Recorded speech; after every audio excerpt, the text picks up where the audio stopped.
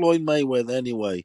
You know what I'm saying? If you want to hear boxing, let's talk boxing, bro. See, I'll piss on you. I'll piss on you. Israel to come over here, you got these sissy ass motherfuckers like Jimmy who want to hear this shit from. Why the fuck did you disappear? Why'd you go missing? Why'd you go missing after the Wilder fight?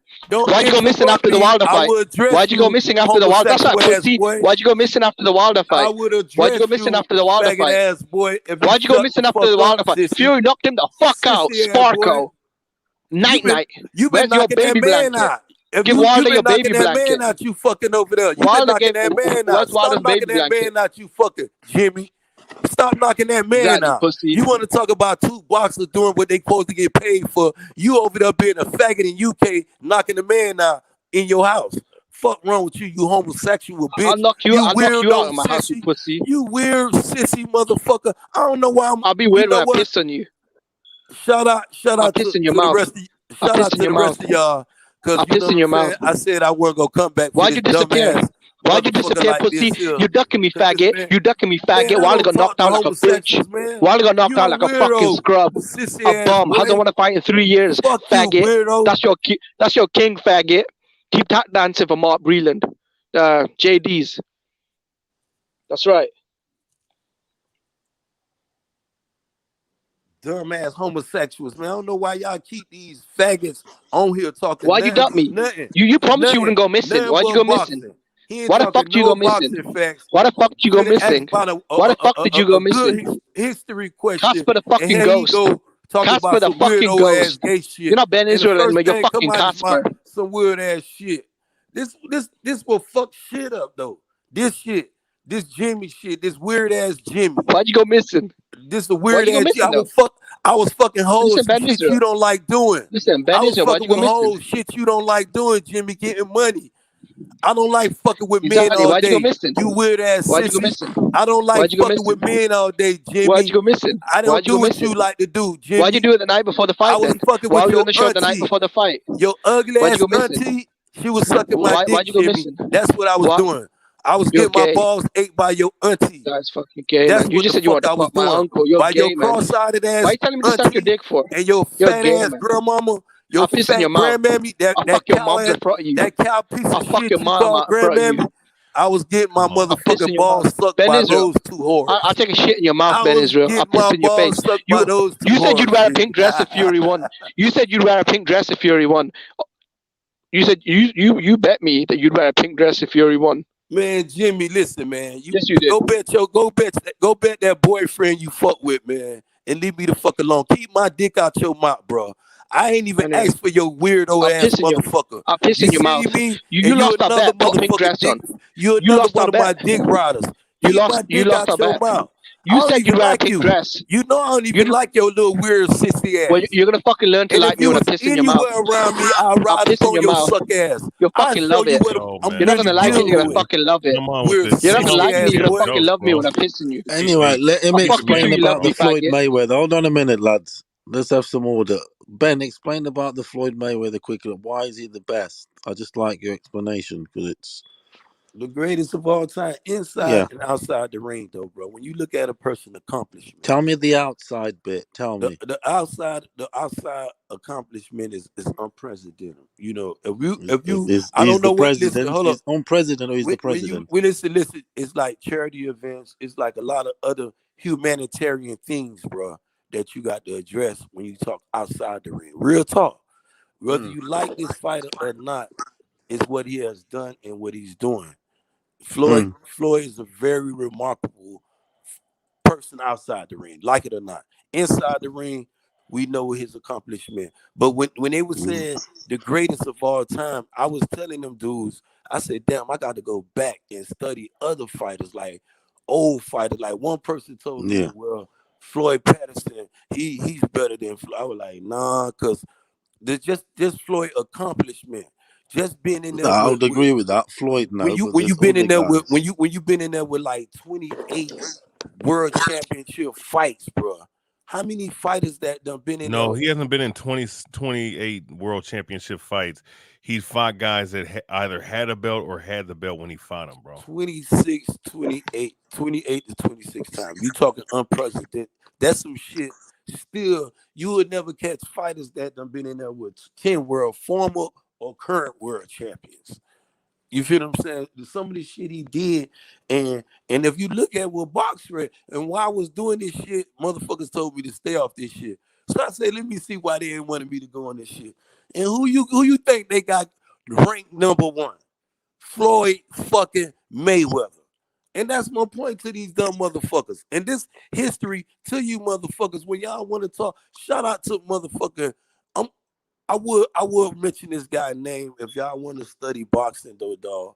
Is a dude though, dog, man. This dude name, he's one of the he's a real boxing historian. He'll teach you motherfuckers about fighters that some of you motherfuckers don't even know about though, bro. This is why it's so easy work for some of you motherfuckers though, man. For real. Bro, listen, but here's the thing though. Here's what you do, Israel. A lot of times, like I've seen your arguments with Major Key and other people, man.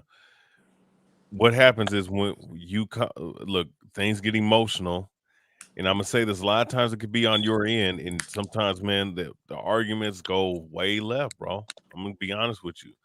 You know, I mean, emotions run high. We're all men, but at the end of the day, we have to be able to dialogue on a certain level so we can get to the conclusion of the whole matter. Hint, the scriptures, right? The conclusion of the whole matter, right? So we're supposed to do that. So that's the point. That's the point of dialogue and debating. You understand? And a lot of times your debates, bro. I'm gonna be honest with you. Like what you're saying right now. You're saying a lot. 26 world champs, but you got to actually put in. You have to actually put or break down. When you say 26 world champions, was he in 26 world championship fights, or did he fight someone who held a belt at one particular point in time? And that's what you have to understand. Like you can there's 4 belts in each weight class, so it's not like if you're on the level of Floyd Mayweather, you're going to stumble upon guys, even if they're past their prime, who were at one point held the title. You know what I'm saying? So you got to put in context when you say certain things about a certain fighter, and you say someone's great, you have to explain why he's great. You can't bring up the money. You can't bring up shit that don't fucking matter about how great you are in terms of your in-ring ability and your skill and your legacy. That's not what money is not what makes you great as far as legacy and boxing. That's why we talk the humanitarian outside the ring, though. That don't fucking matter either. We're not talking about humanitarian and kind of humanitarian. But listen, the fuck does that got? That don't got shit. Doesn't matter if you got more strict bars or what. It doesn't matter mean shit if you got more strict joints or whatever.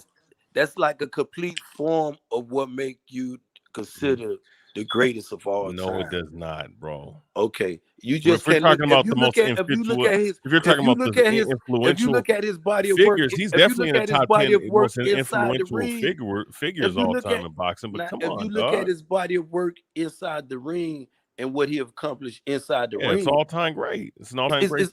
You can't even argue that though, bro. Yeah, it's an all time great status for sure. Nobody's arguing that. It's just when you start saying he's the best all time.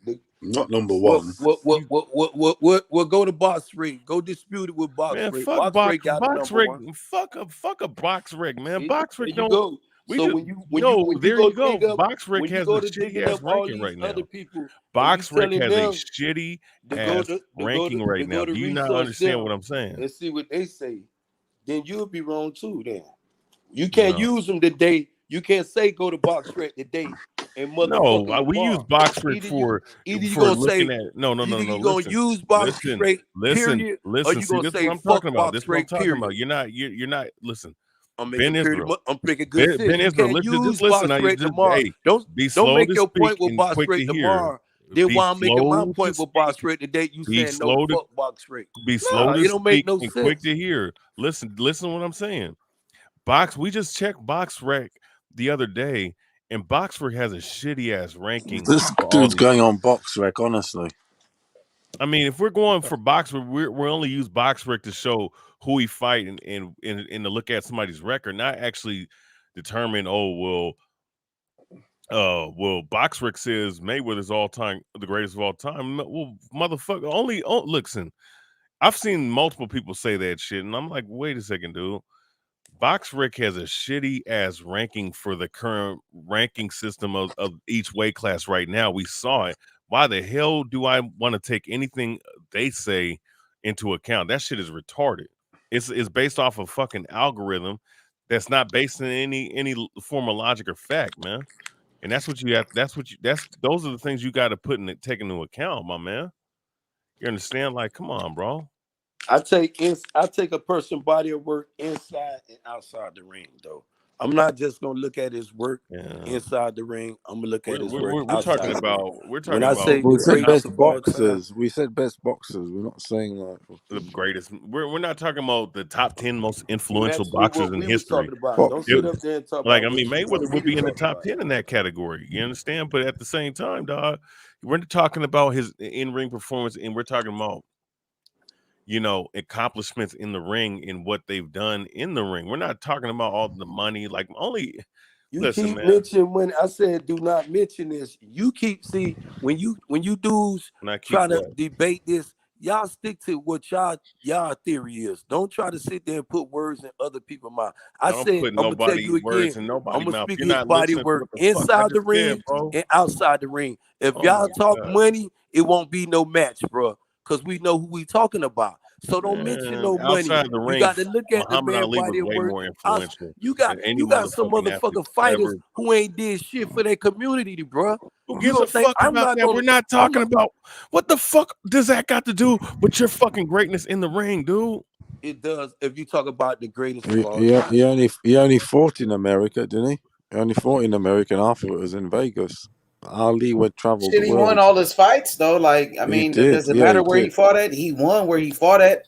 You know what I mean? It doesn't Joe matter. I mean, I He look Marciano. at still beat Mayweather. Mayweather. Still beat the top Some of guys, y'all bro. No dudes matter would what you not give a say. man I hungry mean, he man. did beat the Mayweather was top still a guys, great but I mean, he fighter. also cherry picked too. He beat the best guys, man. He beat Canelo Alvarez. When Mayweather was close to 40, he beat Canelo. And Canelo is still the best fighter today and beat him. Yeah, He yeah, beat he Manny beat a young. Pacquiao. He beat Diego Corrales. That wasn't no cherry pick. People thought Diego Corrales was going to knock out Mayweather, bro. And Mayweather knocked him out. So Mayweather was an incredible fighter, bro. Oh yeah, I'm he just was. saying. No, he is. Keep No, going. he is. But we five great. ever. But for me, and I know a lot of guys from But and so is Errol Spence as well. Another fighter that you seem to have a problem with, who is a great fighter no matter what. No. We're not. I mean, let's go one at a time, because after Mayweather, we're going to talk about the hate that Errol Spence is getting for no reason. Man, listen. Because I don't appreciate that. Errol Spence and Floyd Mayweather is two different. That's two different fucking. But that's how species people of hate fighting, Earl, bro. or like Earl receiving that hate. But I Errol guess Spence is because nowhere he near signed to the Mayweather's PBC, maybe because he signed with Mayweather in the PBC. That's why Earl is getting that hate. No, that ain't got shit to do with. I think it's leaking over to Earl and Tank. Tank gets the same hate. You know, well, I mean, here's the thing, though, man. And PBC fighters getting hate for no reason. I mean, I thought we were boxing fans, no matter what fighters they are. If they were PBC, if they were Top Rank or the Zone, you know what I mean? But go ahead, historian. It's on you. No, listen, let me answer that, right? First and foremost, I mean, Floyd Mayweather's leagues and the levels above fucking Errol Spence, and that's just a fact. But point being with Errol Spence, as far as Mayweather is concerned, just to end off that note, he's in my top 50, but where I rank him, I mean, he's one of the top 10, top 5 for sure. Top 10, top 5. Nah. I mean, I think so. He's right retired 50-0. He fought the best fighters. He beat Manny Pacquiao. He beat Oscar De La Hoya. He beat Diego Corrales. He beat Canelo Alvarez, Miguel Cotto. He beat some great champions. He's top 10, I think. He beat Arturo Gotti, Angel Manfredi, Gennaro Hernandez, Shane Mosley. He beat some top guys. Zab Judah as well. Carlos Baldomir, who was another champion. Robert Guerrero. I don't like it when guys. I don't like it when guys call him top 10. But then here's the thing, though. People put him in the top 10. No, but here's the thing, though. People put him in the top 10, but can't name me a top 30. You know what I'm saying? He said a what? Okay, watch this, right? People see. Here's the thing. When you compare a great fighters, because Mayweather's an all-time great, but the thing is, though, when you start putting Mayweather or certain fighters because they're the moment of the hour, right? they'll jump past guys' resumes and great fighters who they've never researched, who they don't understand. Like when you put criteria into an account from everything and aspect in terms of the ring, what they've done in the ring and their accomplishments. We're talking about inside the ring, not talking about none of that shit outside the ring. It's when you hopscotch multiple fighters, you know what I'm saying, and you look at other guys' resumes. I mean, they say Canelo's doing the same thing, you know, right? They say that today. That's what Canelo's doing. But Canelo's avoided Benavidez, or what Canelo didn't fight Andrade. I mean, it's the same thing with Canelo, right? But here's the thing, though. But the thing is, though, Benavidez and Andrade, and Benavidez and Charlo too. That's what they say, you know. But here's the thing, though. Charlo, I mean, you could do that with any fighter, though. Historian. That's all I'm saying, bro. But listen, Canelo Alvarez has fought everybody he was supposed to fight, and the guys that he's not. We got to put in the context. And I'm gonna do a whole video on Mayweather. Yeah, we could. But my thing is, though, I'm gonna do a whole. What about Earl? Let's talk about Errol Spence. Okay, let's do your hate for the Errol Spence Jr. I think it's unfair. I think it's unfair. You know, the criticism that Errol Spence is getting from some boxing fans. I mean, this guy, he just beat Danny Garcia coming off a serious car accident. You know, like Ben said, you know, probably the greatest comeback in the history of sports. The greatest comeback of all time. You know, after that car accident with the eye injury, he beat Danny Garcia. Errol Spence, he beat Sean Porter. He beat Mikey Garcia. He beat Kell Brook. He beat some top guys. And all I'm hearing is nothing but hate for this guy. Hey, and I'm a boxing fan. No, hate and criticism. Hate. That people are hating on this guy. They wish that he will retire. They wish that, you know, the worst on this guy. And he's only a fighter. He's also a father. You know what I mean? He's a son. He's a family man. This kid rededicated himself to the sport of boxing historian. He sure did. The man came back and beat Danny Garcia. And now he's going to fight Yordenis Ugas. And a lot of Terrence Crawford fans are very mad. And they hating. They hating on Errol Spence. Call them all type of names. You know what I mean? And I love boxing. I like Terrence Crawford, and I like Errol Spence, and I like Ugas. You know what I'm saying? I'm just a fan of the sport. But just because he's a PBC fighter, people gonna try to hate on this dude. And the same thing with Tank. Why? Because they associated with Floyd Mayweather and Al Heyman. I thought we were boxing fans. Now, when the LDBC, they were doing the same thing, hating on Eddie Hearn and DAZN and all of that. So people gonna do the same thing as them and start hating on all PBC fighters? That is not fair and it's not right. You know what I mean? Errol Spence is a great champion. He's on a pound for pound list. He's undefeated, and he's a unified champion. And he's going for 3-belt unification with Ugas, champion versus champion. And people still mad. They saying, oh, he's cherry picking Ugas. They some haters. Ugas just beat Manny Pacquiao. Ugas got the best win in the welterweight division. And Ugas, I thought he beat Sean Porter. Now, this is champion versus champion. Ugas versus Spence. Now, if Terrence Crawford was fighting Ugas, everybody would be happy. But since Earl got the fight, now everybody hating on him. I thought I just pointed out. I wanted to talk about that. But go ahead, continue. As far as I'm seeing guys in the comment section, man, listen. But to answer your whole point, constructive criticism is always put in the account to every fighter. You know, there was times where I could see. I'll tell like it is. There was a time where I was like, okay, Crawford did beat a guy that got shot in the leg, and Jose Benavidez. He did beat certain guys. You know, coming up, but when I start putting everything together, the other side of the street shit, you know, the amount of excuses is why people are criticizing Errol Spence, man. You know what I'm saying? And, you know, the 60-40 bullshit, this shit is kind of getting a little goofy right now. You know what I'm saying? Now, as far as what he was forced to pick a champion. Now he's forced to pick a champion right now, and he's fighting Ugas, who's that's a champion, who's a great wild fighter card, who just beat Manny Pacquiao. right? Who's a wild card. Who Ugas who beat Sean Porter and was robbed in that fight, bro. You know what I'm saying? Ugas who fought the best. Ugas is one of the best fighters in the world, bro. I agree. You know what I mean? He's one of the best fighters in the world. Ugas is one of my favorite fighters. He's one of my favorite fighters, Ugas, and I think Ugas is one of the best. He is. He beat Manny Pacquiao. No, he is. No, I'm not saying Manny Pacquiao, bro. I'm not. No, listen. I'm not saying he ain't. Ugas got a better resume at welterweight than Terrence Crawford. Ugas, he beat Sean Porter first. He beat Sean Porter before Terrence Crawford did, homie. He really won that fight and got robbed. And also, Ugas, he beat Manny Pacquiao, and he beat an undefeated fighter in Jamal James. And Ugas, he beat an undefeated fighter in Brandon Figueroa. You know what I'm saying? So he got some good wins. So people just want to hate. They saying, Errol Spence cherry picked Ugas. That's nothing but hate. That's nothing but hate. But you want to talk percentages, 60-40s. No, I'm saying if you want to talk the 60-40s and all of that, we got Ben Israel. He's a member of Man Down Promotions, Team Errol Spence. So he can handle all of the business talk. You know, all of that A-side and stuff.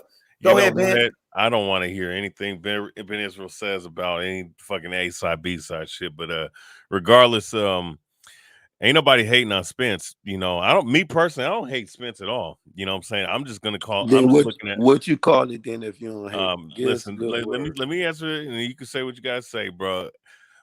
It's all about constructive criticism about what's going on with the situation, about the whole thing with Terrence Crawford. From what I'm looking at, he would rather fight someone else than Crawford. You know what I'm saying? Now, as far as him, nobody's saying that he ducking Ugas, because Ugas at the end of the day is a tough out for everybody in the division, win, lose, or draw, you know. But, you know, all these little blockades that's been put in, and it's the same shit that I'm gonna be honest with you, man. You know, with Al Heyman, PBC, they have a certain way of moving their fighters, and you know, we seen actually a large similitude of that with Floyd Mayweather.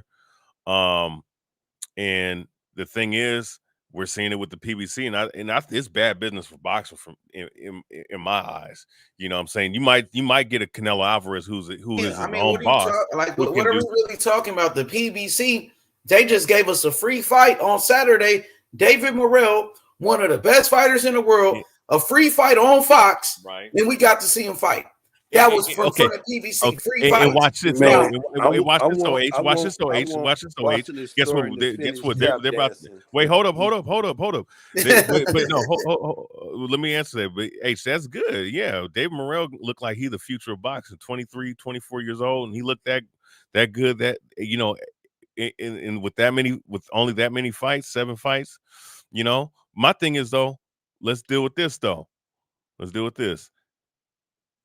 Guess what's happening this week on fucking Christmas Day or one of the days? There's another free fight on Fox, right? Nope. It's $49.99 pay-per-view. Oh, you talking about that? That's on I think New Year's, but Christmas they got another free fight this Saturday with Vito Melanecki Jr. You sure? Vito Melanecki fighting on Christmas. It is on. Wait, you talking about New Year's, brother? Oh, okay. Yeah, you talking about Luis Ortiz pay-per-view. That's what I'm saying. You talking about that Luis Ortiz pay-per-view, right? Yeah, and not to veer off from the topic, but their business practices, they shouldn't even fucking be selling it. That shouldn't even be on no damn pay-per-view. You know, my thing is though,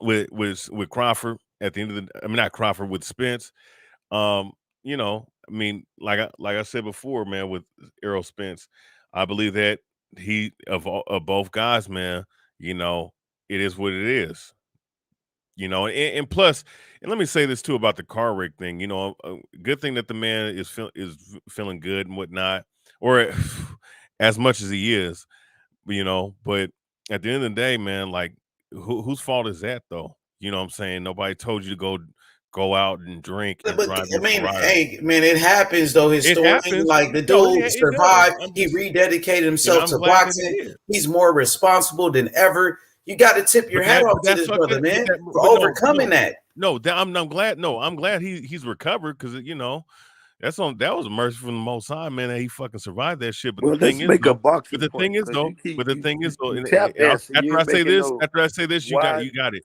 After I say this, you got it. Bud Crawford At the end is of the the day, boogeyman? he You ain't kind making he no but boxing. even with that little car Touch wreck, on some man, like a boxing. lot of that, I mean, that pushed back the fight, man. You got to be more. I mean, he had to be more responsible for. But guess what, historian? Now that will always be a part of his story, a part of his legacy, how he overcame that and survived and still a champion till this day, brother. Family. Yeah. This will be a part of his story. You can make a movie on the life of Errol Spence, that car accident, how the man came back and beat Danny Garcia. Now he's fighting Ugas for another belt, another champion. It's amazing, bro, what he's doing. Go ahead, Ben. You know, these Bud fans running around here, they going back in ages. They like Flintstones. They going back so far in time, it don't even make no sense. You got a dude, they talk about the car accident. You know what I'm saying? They talking about the one eye. They talking about the ranch. They talking about a motherfucker standing there at Disney World talk about he looking for the big fish.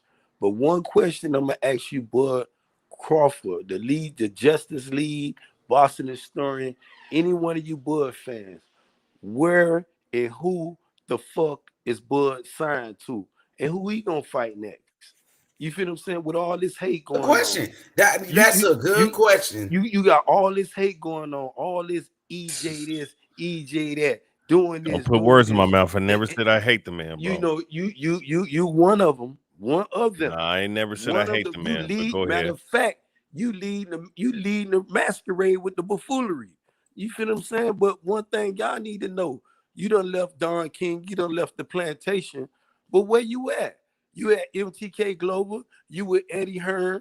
We hoping you go to PBC and clean up all that shit. Cause you said you would kick all them boys' ass. And I'm a full supporter. I do not scream Terrence Crawford fights, y'all. I go out and smash the button. I find the ESPN app, that Disney World shit. You feel what I'm saying? I do that shit. I support black fighters, Mexican fighters. To all you know what I'm saying? But to you Bud Crawford fans, y'all need to tell this boy, buckle up. It's time to fight. Boston Listen, you only like Errol Spence, yeah, because he was giving Yellow Beezy a lap dance. You're a faggot. See, there you go. We having a good. It's on you, Boston story, because I ain't gonna entertain it right now. It's cool. Go ahead, Ben. Go ahead. Go Entertaining that. Go ahead. Go ahead. Continue with what you were saying, because you and historian was having a good conversation. Go ahead. Jimmy's here, but go ahead. Y'all continue. Go ahead, bro. You done Boston story? No, go ahead. You were saying something. You know, because all these Bud Crawford fans, when they talking about supporting them, Sean Porter did Bud a favor. I mean, he helped Bud sell what it was, 130 pay-per-views. You feel what I'm saying? Because last I checked, Bud did 50K and almost went out the motherfucking window. But Bud got enough to invest in himself. I was on the same platform with you, Don King, with you, Boston historian, and I told y'all Bud need to invest in himself. He don't need no promoter. Bud got enough of belief. Well, I believe in him enough that he should believe in his motherfucking self and invest in himself, though, man. You keep going at where is Bud anyway? Can anybody tell me where Bud at? He just knocked out Sean Porter. That's what he did. That's the last thing. But where he at? Who he signed to? What he finna He's more active than Errol Spence. Errol Spence only fights once a year. So I mean, I don't know what you're talking about. Where he at? Where is Bud? What Bud finna do? We'll find out. And you know, a good fight for Terrence Crawford right now would be a Danny Garcia though. Nah, man, come on, man. That'll be a beautiful fight for Terrence Crawford. Nah, man. He just beat Sean Porter, the guy that beat Danny Garcia. You know, he beat Sean Porter, the guy on paper who's got a win over Ugas. The guy he should fight Jerron Ennis. Terrence Crawford need to fight Jerron Ennis. But see, Jerron Ennis right now is a high risk, low reward for Terrence Crawford, though, Don King. So what you saying? He should duck him? It won't be a duck match right now. It just will be if you're talking a business and a leverage move in order to give him some Nah, leeway. nah, Danny bro. I'm Garcia telling you, too Jerron division. Ennis is a better fight than Danny Garcia right now. Way Danny better, man. Garcia. Hell yeah, man. I want to see him fight Jerron Ennis. And Danny Yes, talking about moving to that would 154, be though. Danny talking about moving to 154. who he gonna fight at 154 right now? Lubin called them out. Erickson Lubin. You got Jared Lubin Hurd. won't work with him. You got Jared Hurd and your boy right now. It's What about only Lubin? Nah, nigga, Lubin. Jared Hurd just lost, nigga. You can't damn finna put no Danny Garcia in there with somebody might. Why not? But they both with the PBC. Why not? They can't. Danny Garcia ain't really ready for no really 154 because them hitters are there gonna. Well, he said he is. That's what he said. I know. You know, if this what he want, I'll feed his ass to him. Don't tell me that shit. You ready? And I'm gonna throw you in. And this what I'm talking about. See, we don't got Errol Spence in protected custody over here. When Errol Spence came out there, Don King, and he said he want nothing but the big motherfucking sharks, nigga throwed his ass in the ocean. You say you want this shit? Here you go.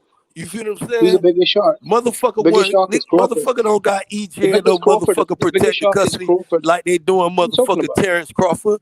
What are you talking about? You just knocked out Spence's best win. He say he a big What fish. are you talking about? We making him prove his status, and he proving that shit.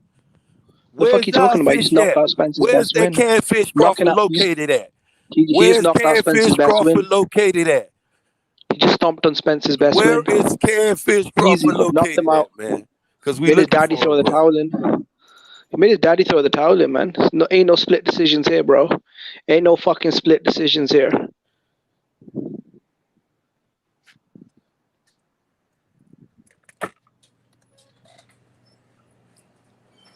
But what's up with that Boots in this fight, though? Who Terrence Crawford gonna fight? Virgil Ortiz, he got to fight already. I don't think. Virgil Ortiz got to fight with somebody. So, Terrence Crawford, he needs to fight somebody. Like you said, Jerron Ennis is a good fight. A high risk, low So that's reward. what you want to be, nigga. Be at risk, nigga. But nigga. For me, I would love it for Terrence, but I don't think Terrence invests. Who wins? Who you got winning? Huh? Terrence Crawford, the Boots, Jerron Ennis. Shit, I think Terrence Crawford got enough in his arsenal to hold a Boots Ennis off. I think Boots need a little more polishing to get in there with either him or Earl. I don't think he's ready for him. I want to see Terrence Crawford fight Jerron Ennis. Yeah, me as well. I agree with H. It should Yeah. be either Jerron Ennis or Virgil Ortiz. If Ortiz is busy, then yeah, man, beat the Boots, shit out of Keith Thurman with no problem, though. I know that much. Who's that? For Terrence Crawford Boots. or either my guy Errol Spence. Nah, I don't buy that, man. I don't buy That'd that. be too much for him right now. Now we can't just say Boots will blow through Thurman. I mean, let's see how Thurman looks against Barrios in it. If it's the old Keith Thurman, then that's a tough fight, man. I mean, who's Boots ever fought with the speed, the agility, the punching power of a Keith Thurman? This is the same Keith Thurman that beat Porter and Garcia Keith before. Thurman's washed up, bro. Man, Keith Thurman is washed up, and Keith Thurman he ain't focused on boxing. You know what I'm saying? Keith Thurman just got his ass whooped by Manny Pacquiao. I know Pacquiao's a legend for sure, but Keith hasn't fought in 3 years, bro. You know what I'm saying? So I think right now I got Ugas beating Keith Thurman. I got Jerron Ennis beating Keith Thurman. I got Virgil Ortiz beating Keith Thurman. Errol Spence will beat the fuck out of Keith Thurman. Terrence Crawford would knock out Keith Thurman right now. You know? I believe so too. I guess it depends on how he looks against Barrios, because I don't know what Keith Thurman's got either. That's why I said if it's the old Keith Thurman, then I don't think Boots blows through him. He could win, but we'll have to see in that. Yeah, well, if he can knock out welterweight than Danny. Yeah, go ahead. If he can knock out Barrios, then he's back in it, bro. I'll say that. Yeah. But what was I gonna say? Real quick before I get off of here. I believe that,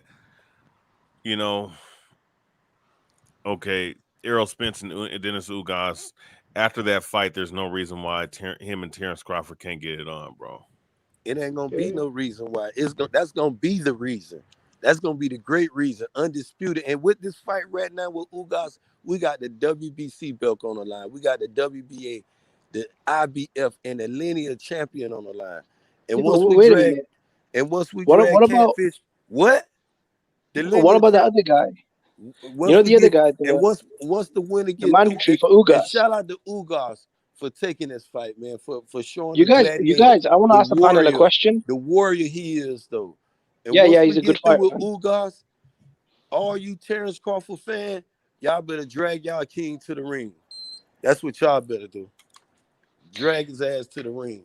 Well, I mean, the way Errol Spence ran out the building, in the Porter fight, it might be you that needs to drag Errol Spence to the building. And we want Terrence Crawford to be in Errol the Spence best ran out shape of his life. of the Porter fight We looking for the want easy Terrence road. Crawford. So, Derek, We where's the want easy Terrence road? Crawford to be working Oh on the fuck! switch Oh, hit. Crawford won. Where's the easy road?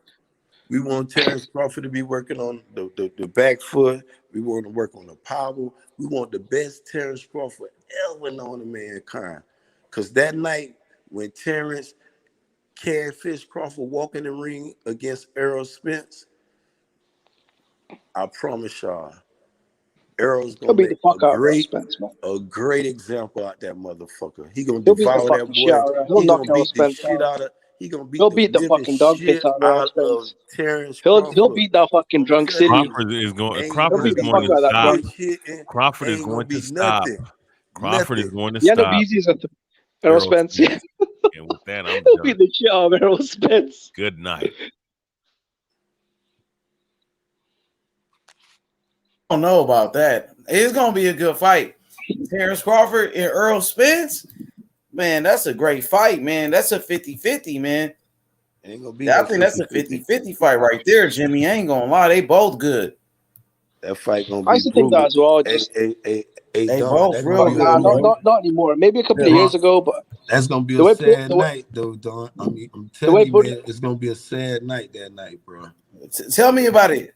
It's gonna be a brutal night, boy. Somebody for you, it will be. It'll be the night? Wilder fight all over again. Man, just like the Wilder was out face first on the floor. That'll be that's gonna be Spence. a brutal Then fight, you'll go man. missing again. That fight there gonna be Your ass brutal, is gonna go man. missing again. For anybody who loves sports and who love the combat, this gonna be the fight for you. Errol Spence and Terrence Bud Crawford. The night they fight is gonna be remarkable. Like, talk about it. Let's go. You know what I'm saying? Let's debate it. Errol Spence, Terrence Crawford debate. Jimmy versus Ben. You know what I'm saying? Team man down versus Team Crawford. You know what I'm saying? You said it's man down. Jimmy, who you got? Errol Spence or Crawford? You said Crawford gonna knock him out? Yeah, he's gonna knock him out, man. It's gonna be the Wilder situation all over again for Ben Israel. He's gonna go into hiding. He's probably gonna cry. Spence got more skills than Wilder though. Yeah, but Crawford's got more skills than Tyson Fury. So I don't know, because Fury got a lot of skills too now. Yeah, do you know what it is? If I'm honest, I think it is a good fight, but I just think stylistically, I think Crawford's faster than Spence. He's a bigger puncher. He's got better feet. He's got better angles as far as switch hitting.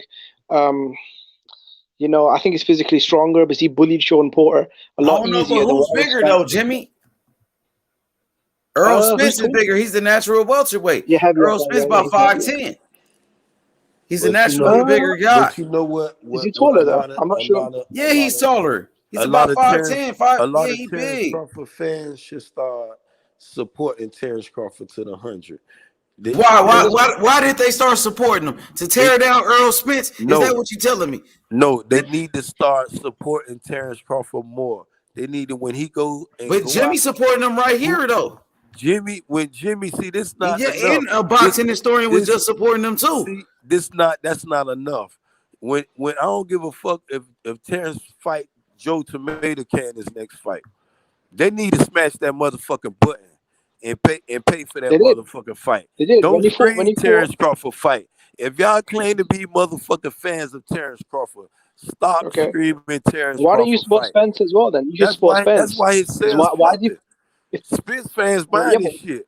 I'm telling you. Okay, then why do you 200,000 buys against Danny Garcia? Fight.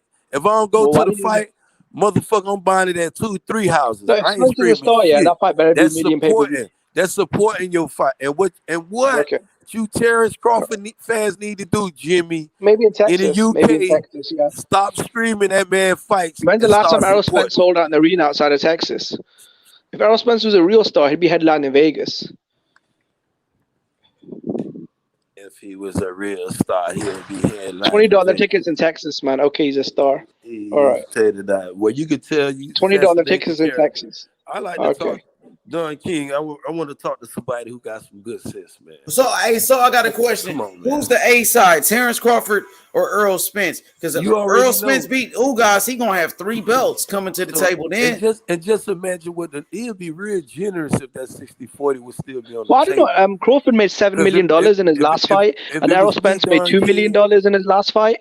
So based off the purses, I mean, I say Crawford is making triple the money. So I mean, it depends. 60-40, I might be talking 65-35. Crawford's a top 3 pound for pound. No one has Errol Spence as a top 3 pound for pound. Some people have Crawford as the number 1 pound for pound. So Jimmy, I got a question. What is Terrence Crawford gonna do if he don't get the Errol Spence fight? Because it's like he will have to either fight Virgil Ortiz or Jaron Ennis, right? Because Errol Spence is already he fighting Ugas. Who else is left? Errol Spence, you know what I mean? Who's left at welterweight? If he's not going to fight, if Terrence Crawford is not going to fight Errol Spence, what is he going to do? Because Errol Spence is fighting Ugas. Errol Spence is doing his thing. He's fighting Ugas. You know what I'm saying? So what is Crawford going to do? I think Boots Ennis. Yeah, I think Boots Ennis. Yeah, that's a good fight. Come over He's gonna have to fight one of those young killers then. Yeah, come over to Showtime. He ain't gonna fight. He ain't gonna do that, Don King. He gonna have to fight a young killer because Ugas, like Crawford should have been trying to fight Ugas. Goddamn it! Like you let Earl not take the Ugas fight, man. Ugas on fire right now, man. Ugas, he just beat Manny Pacquiao in Cuba. Ugas a star, bro. You know, man. Shout out to all my Cubans out there, man. There's a lot of love for them Cuban fighters. Boost Ennis and Virgil Ortiz would be a red flag for Terrence Crawford right now. High risk, low reward, man. He gonna have to do something though, man. That's all I'm saying. He better go find Danny Garcia and make it happen. Nah, man, come on. He might as well fucking fight Thurman, man. Fuck Danny Garcia. Danny Garcia, man. Nah, man, he'll beat the fuck out of Danny Garcia, bro. He might as well fight Thurman. Like, come on. And then everybody got mad when Earl fought Danny. So if Crawford fight Danny, what they gonna say then? But then it's still Danny is still more marketable than both Ennis and Crawford.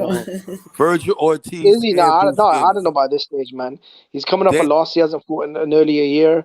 He might as well fight Keith Thurman then. If you're talking about an easier touch, then because Keith Thurman's beat Danny. Thurman already tied up. You can't fight Keith right now, man. Keith he's fighting next month. You got Danny Garcia right now on the table. Yeah, but you can wait 6 weeks in it if he beats Barrios. Then, but no, I want to see the Boots fight or the Virgil Ortiz fight. I know Virgil's tied up. Bromack is not signing him to none of them fighters. He keeping him the fuck away from Boost, Ennis, and definitely ain't finna let him fight Virgil Ortiz, man. It's over with. Yep. Terrence Crawford ain't fighting none of them.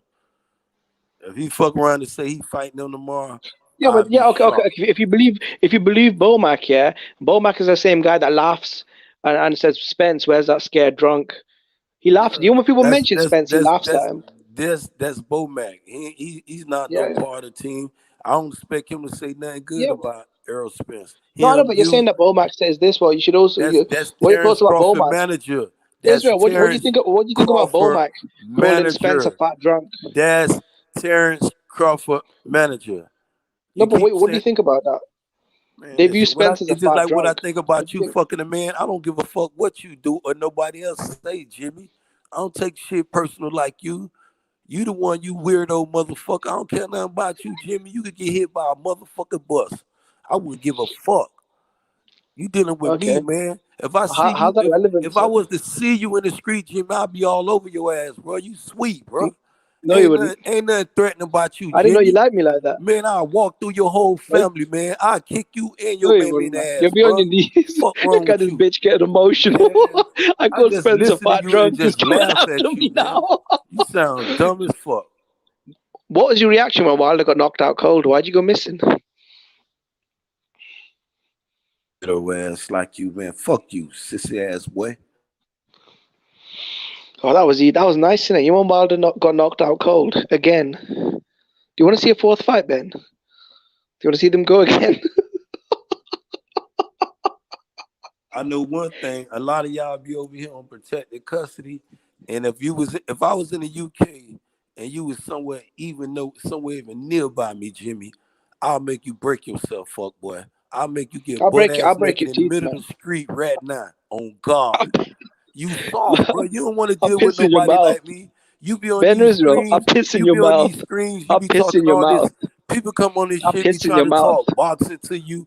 Then you want the motherfuckers to run to the police station if you see me, bro. Stop That's you, man. fucking You with got me, missing in man. it. When I had I to call the ask police you, when you were when I missing. ask you just to talk boxing, just respect my mind and talk boxing, bro.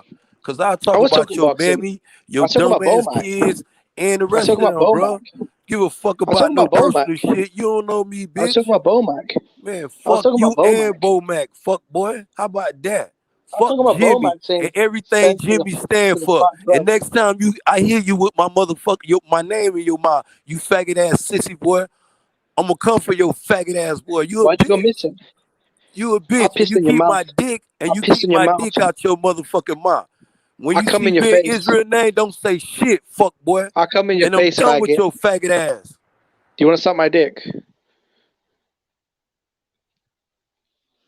Yeah, hey, let's get back on some boxing shit.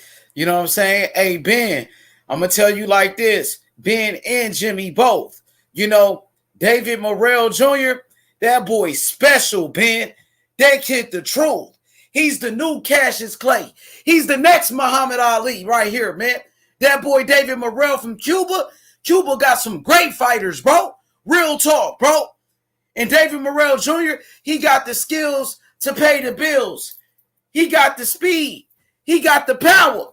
Real talk. You know what I'm saying? We want Benavidez. Yeah, you right about that protective custody, Ben, because they said Benavidez, he in protective custody right now. He don't want no smoke with Morrell Jr. He talking about Morrell need 5 more fights, then I'll fight him. But then they ask him, what about Canelo fighting Morrell? He was like, oh, Canelo going to stay away from him. Canelo going to duck him. You know what I'm saying? But you saying he need more fights for you, make that make sense, man. You know what I'm saying? You saying Morrell is ready for Canelo, but he ain't ready for you? Morrell say he want to fight you. Morrell calling you out. Benavidez, he was acting all tough when it came to Charlo, though. You know what I'm saying? But now, when Morrell called him out, he don't keep that same energy. Man, I'm telling you, Ben. I promise you that, bro. Can't nobody beat my fighter, bro. Can't nobody beat Morrell. Can't nobody beat my fighter, bro. For real, Ben. I told you, even with Devin Haney in the beginning, when nobody was talking about Devin Haney, I told niggas Devin Haney was the real deal. And now look at Devin Haney, like you said, WBC champion, the youngest millionaire in boxing, one of the biggest names in boxing. Devin Haney, he there. And I'm telling you, the same thing with Morrell. Morrell gonna do the same thing, my brother. He's already a champion in only 3 fights, bro. And he's a main event fighter, over 1 million views. Sold out every time he fight in Minnesota, bro. Every time, my nigga. Real talk. I swear to God, bro. And we want Benavidez, homie. We on Benavidez ass, Ben. You ain't never seen nobody run up on Benavidez like this ever in your life. But Morrell doing it, I'm telling you. And Benavidez, you can run, but you can't hide, bro. Because you not no boogeyman. Ain't nobody scared of you. Well, Morrell ain't scared of you. I can't speak for Canelo. I know Morrell want that smoke. So what's up? Let's make that be clear, bro. On God. I promise you that, bro. That motherfucker Morrell had that fight there, boy, was just beautiful. He's showing a lot of good skills though each time he come out though, bro. For real. Fight, he was hitting that boy with some shit though, boy, with buckling him up all. I'm talking about he had him buckle up a couple of times though. I like his inside fight though, man. He was showing me some good shit on that inside though. Hell yeah. You know what I'm saying? You know he training with Ronnie Shields now too. He got a new trainer, Ronnie Shields. That boy over there with Shields? Hell yeah. He with Ronnie Shields over there, man. So he getting that good work now. You know what I'm saying? He just came to America like a couple years ago. Shit, boy. That's I don't know, boy. David Benavidez, boy, you gonna have to buckle up though, man. Yeah, but talk to him, man. It'll be something good though. So once Canelo go up, he become the WBA champion. Then you're gonna have your boy Benavidez fight for his vacant WBC champion. That lead the IBF, then that lead the WBO. What Jamal Charlo gonna do? What Danny Jacobs coming back to do? Do Triple G moves up? We want all of them. Danny Jacobs, all of them. That's easy work. And look, Tyree Ramsey, he said Morrell should fight John Ryder. He wanted to fight John Ryder. John Ryder was his mandatory, and John Ryder ducked him.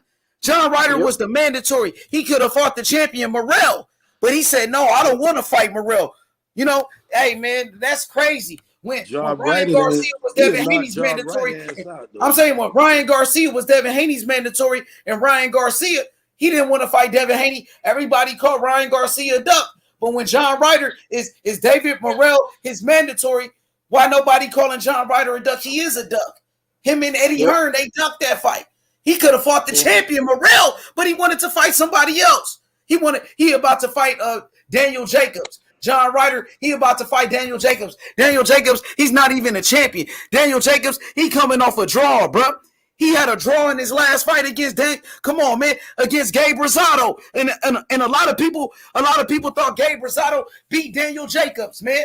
Straight up. But yeah, Ben, I'm telling you, bro, this kid is special, Ben. And Benavidez, he a beast too.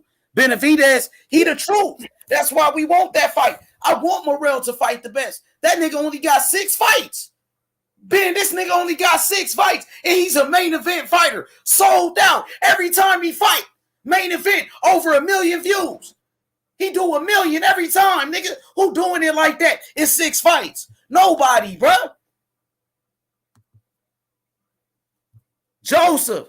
My boy Joseph in the building. What's good, Joseph? How are you doing, Brother H? How are you doing, my friend? I'm good, man. We got our special guest on the panel, Joseph Haran from War Week Radio Network. You know, go subscribe to his channel.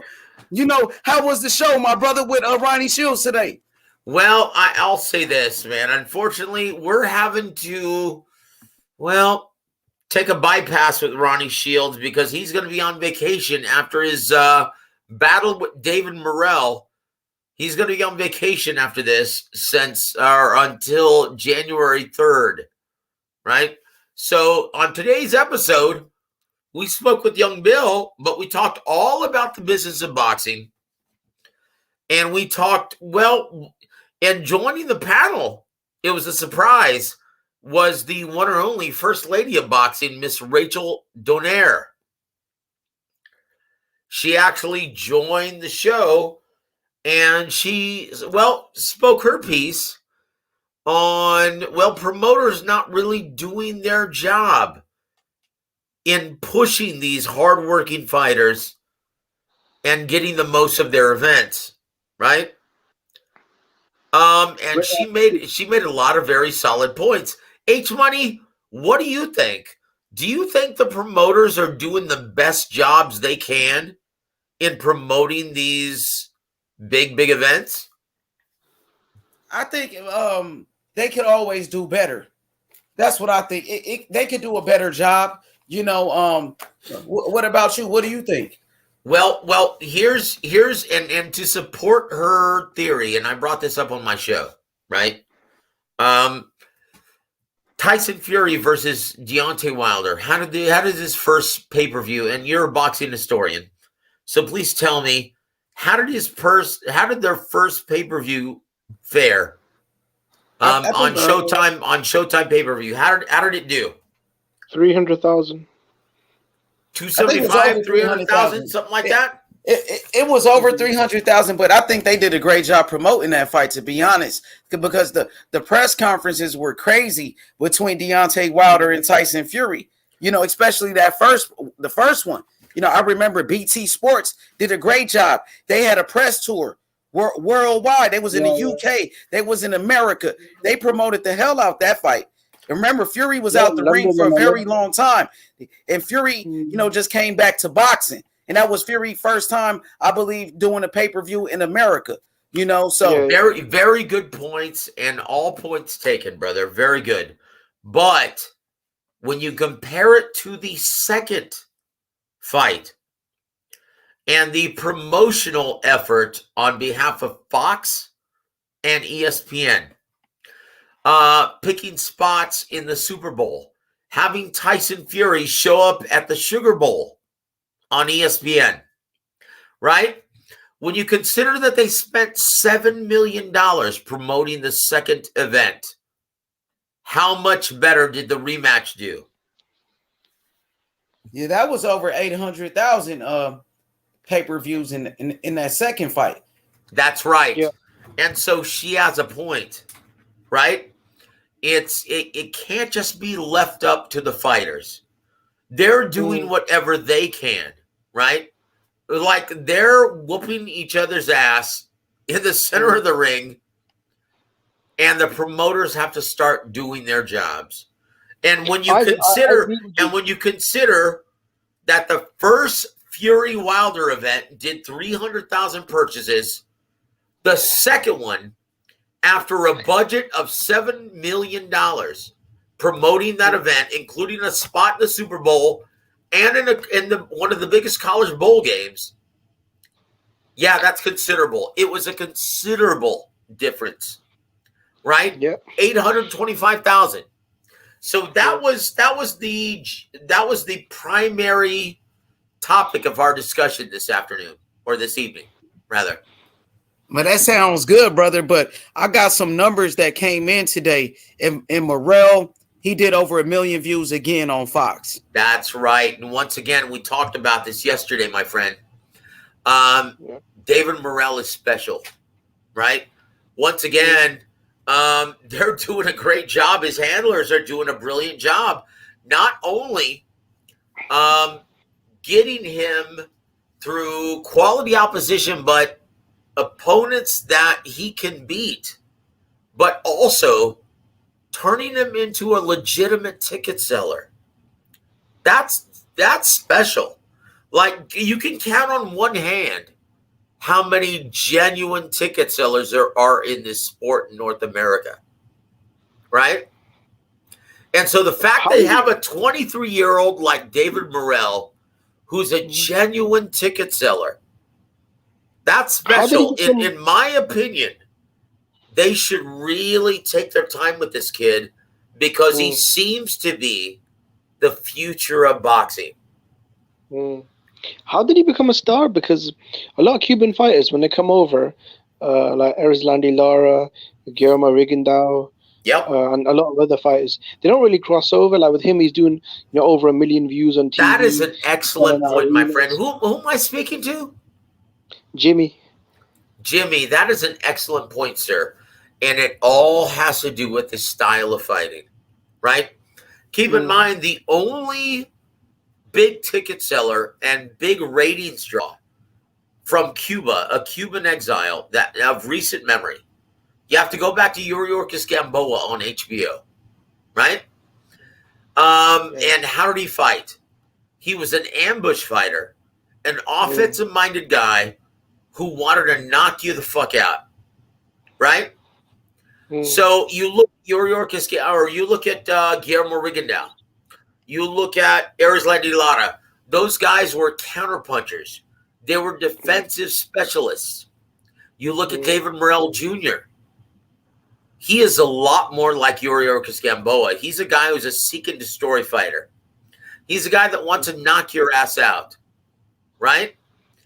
Knockouts sell to the mainstream and casual demographic. This is what separates this guy from guys like Rances Barthelemy, right? Yeah. From Erislandy Lara, from Guillermo Rigondeaux, from Yordenis Ugas. Like this is what separates him from that pack. You can tap into the from what I see. From what I see, he's reminds me of a Muhammad Ali type of talent, a young Cassius Clay, a Roy Jones Jr. type of fighter, just a exciting type of guy with a very exciting style, flashy, you know what I'm saying? Speed, power, skills, a great jab, great defense, great footwork. I seen him doing the Ali shuffle. I seen him do it. He looked like a young Cassius Clay. This kid is special. Well, this kid is special. He seems to be, right, as to this point, right? He seems to be the genuine article. And so if I'm PBC, right, now keep in mind, they have over 250 fighters on their roster. But if you ask me, they need to make this kid a priority. Keep him busy, keep him active, keep him on mainstream TV at least 3 times a year at the very least. Because he seems to be the future of boxing. Good-looking kid, wants to knock your ass out, and he sells tickets because of his fight style. And if he learns English, look out. He's going to be a big, big star within 3 to 4 years. Absolutely. He's a star right now, of course, in Cuba. He's one of the biggest names in Cuban boxing. Remember, this kid got a whole country behind him in Cuba. And when you talk about Cuban fighters, you talk about some of the best, Joseph. You talk about some of the legends like Teofilo Stevenson, who was a 3-time Olympic gold medalist. Gosh, yeah. Yes. Teofilo Stevenson, he's following the footsteps of those great fighters who wasn't able to turn professional. Boy, it's a damn shame we never got to see him versus Larry Holmes, right? Yes, I think he would have destroyed Larry Holmes, to be honest.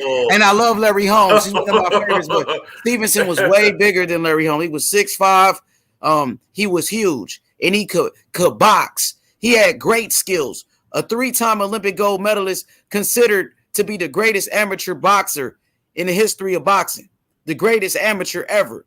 This kid was amazing.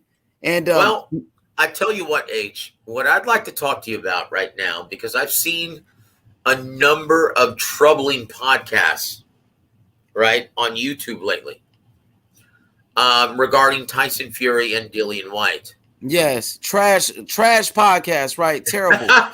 And I'd like to explain the business of boxing to everybody, right? And there's a reason why Bob Arum is basically telling Eddie Hearn, hey, you know what? You want to come out with me with this 45% bullshit? We're going to vacate the title and we're going to move on. Right? And once again, he's not wrong. And I'll explain why. Right? Tyson Fury, in his last 2 events, he sold on pay-per-view 825,000 and 600,000, including a fight of the year that seemed to capture the imagination of the mainstream and casual audience. They're proclaiming that as the best heavyweight fight since Ali Frazier, right? And this is a mainstream and casual audience we're talking about. This is the best heavyweight fight they've seen since then, right? Now, this is a guy who's a virtual unknown, Dillian White, in the American sports market. He may be a decent attraction, and I'm not on the level of Anthony Joshua. He's just a decent level attraction in the UK, right? But he's a virtual unknown in the States. Tyson Fury, being the man at heavyweight, he is a global commodity at this point, right? The belts don't define him, right? When you become attraction at that level, like Canelo, like Oscar De La Hoya, like Floyd Mayweather, like Manny Pacquiao, the belts don't define you, right? So this guy, Eddie Hearn, in his infinite wisdom, thinks it's wise to try and strong-arm Tyson Fury and Bob Arum in demanding 45%, claiming, well, we'll just let this go to purse bid, and the WBC, according to the bylaws, will make them give us 45%. Okay, well, that only works if they defend that title. Let me ask you something, H. do you think that Tyson Fury and Bob Arum will allow the WBC bylaws to give him, Dillian Whyte, 45% of their purse when he's a virtual unknown in the American sports market? I mean, I totally agree with you on this one. I agree with you, man. You know what I mean? I think Tyson Fury is one of the biggest names in boxing. Obviously, he's the best heavyweight in the world. He just knocked out Deontay Wilder. And Tyson Fury is a big name in America. You know what I mean? He's huge in America. Yep. So once again, if Eddie Hearn is smart, right, and if he truly has his fighters' best interests at heart, they'll take the short money. They'll take 30% that Bob Arum is currently offering, and they'll get this opportunity. Now, once again, Dillian Whyte has been fighting his entire career for this opportunity. Now, keep in mind, Tyson Fury isn't just the WBC champion. He is currently the man in the heavyweight division. Okay, he's the ring lineal champion, right? So if Eddie Hearn is smart, he'll take the short money, take the opportunity, roll the dice, and make this fight happen. Because if this goes to purse bid, let me tell you, Tyson Fury and Bob Arum will ditch their title, the WBC, and they'll move on to greener pastures, right? But, and it's funny, Whyte will be elevated. Okay, I'm reading Karma Serene, right? Her comment. If Fury drops a belt, Whyte will be elevated. Okay, that's fine. What does that mean? That doesn't mean a whole hell of a lot. Your dream as a child or as a fighter, right? Your dream as a fighter is to defeat the incumbent champion and to take the belt from him. To be the man, you've got to beat the man. That's always been a rule of thumb in boxing, right? That's how you become a big star. That's how you become a mainstream commodity.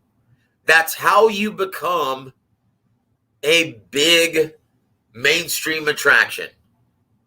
Okay? That's the reality of the business of boxing.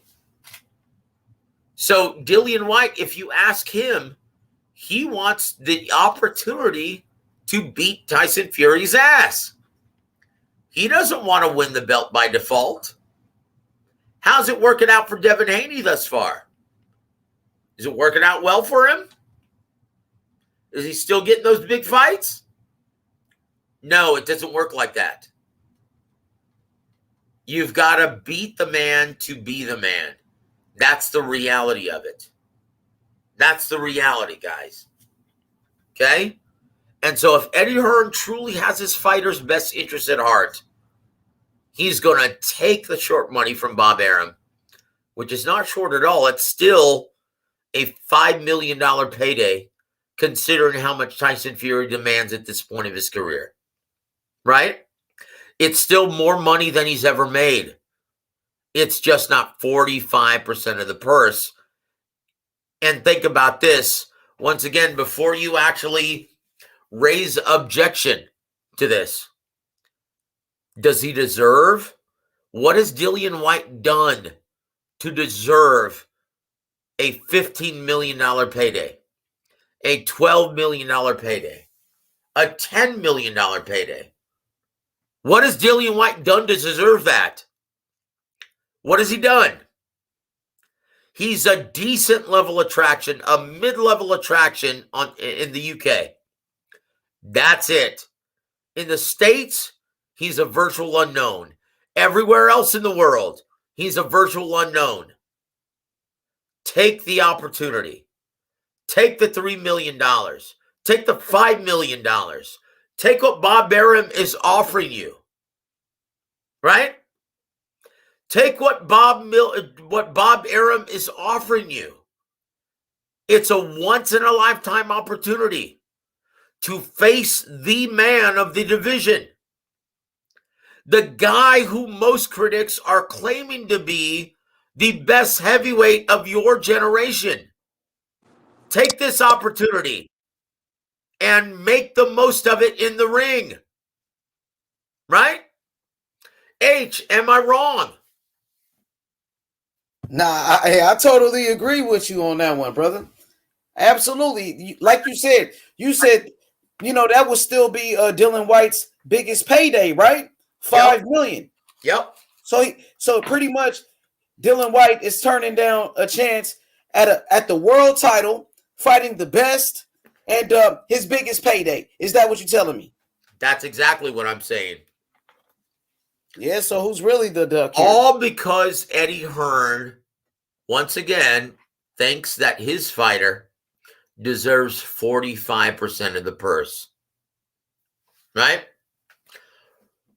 So, H, take a shot with me, brother. I don't know if you have any liquor there where you're at, but I've got almost 3/4 of a bottle filled.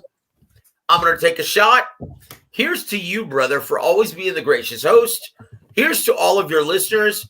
God bless you and your channel. Merry Christmas, everybody. And here's to a great year of boxing in 2021. Yes, and guess what? And to my new fighter, David Morrell Jr., the best kept secret in boxing, the Cuban sensation, David Morrell Jr., the best young fighter in the world. How about that? Here, here, brother. Here, here. Once again. And Coach Ronnie Shields, Coach Ronnie is enormous. The trainer of Morrell, the trainer of my fighter. Let's go, Coach Ronnie. Ronnie Shields. Morrell Jr. and Ronnie Shields, let's go, bro. The dynamic duo. We taking over boxing, baby. So let me ask you this, H. Let me ask you this. You're a very knowledgeable boxing guy, right? So let me ask you this, my friend. What do you think of Anthony Joshua's chances against Alexander Usyk with Coach Ronnie Shields starting camp in January and only having 3 months to prepare for Alexander Usyk in April? Man, I might have to lean towards Joshua in that one. If he could get a trainer like Ronnie Shields, and given his natural God-given ability, I think Anthony Joshua is still the bigger guy. I think Joshua can bounce back. We seen Joshua take a loss before and come back in a rematch and win his belts. I think he's gonna win. My honest opinion, especially if he can get a trainer like Ronnie Shields that would change his mentality as a fighter. That's what I think. And we got Ben Israel. Oh, go ahead. Okay, well, let me just say this, right? And I love your enthusiasm, and I fully support my brother Ronnie Shields, right? Always. But I am objective when it comes to the sport of boxing and analyzing everything, right? Oh, thank you, Rakesh. God bless you, brother. Merry Christmas, my friend. Happy New Year as well.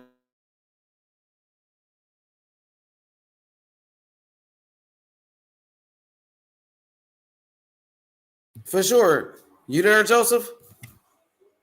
Yo, Ben, you there, Ben? Yeah, I'm live with you. What's good? Yeah, for sure. But yeah, man, I think what you think about that rematch with Anthony Joshua and Usyk? Who you got in there, Ben? It's official. I'm not sure if it's official. I don't know about that, but who do you think? Let me tell you a story, guys, and this is just my experience spending time with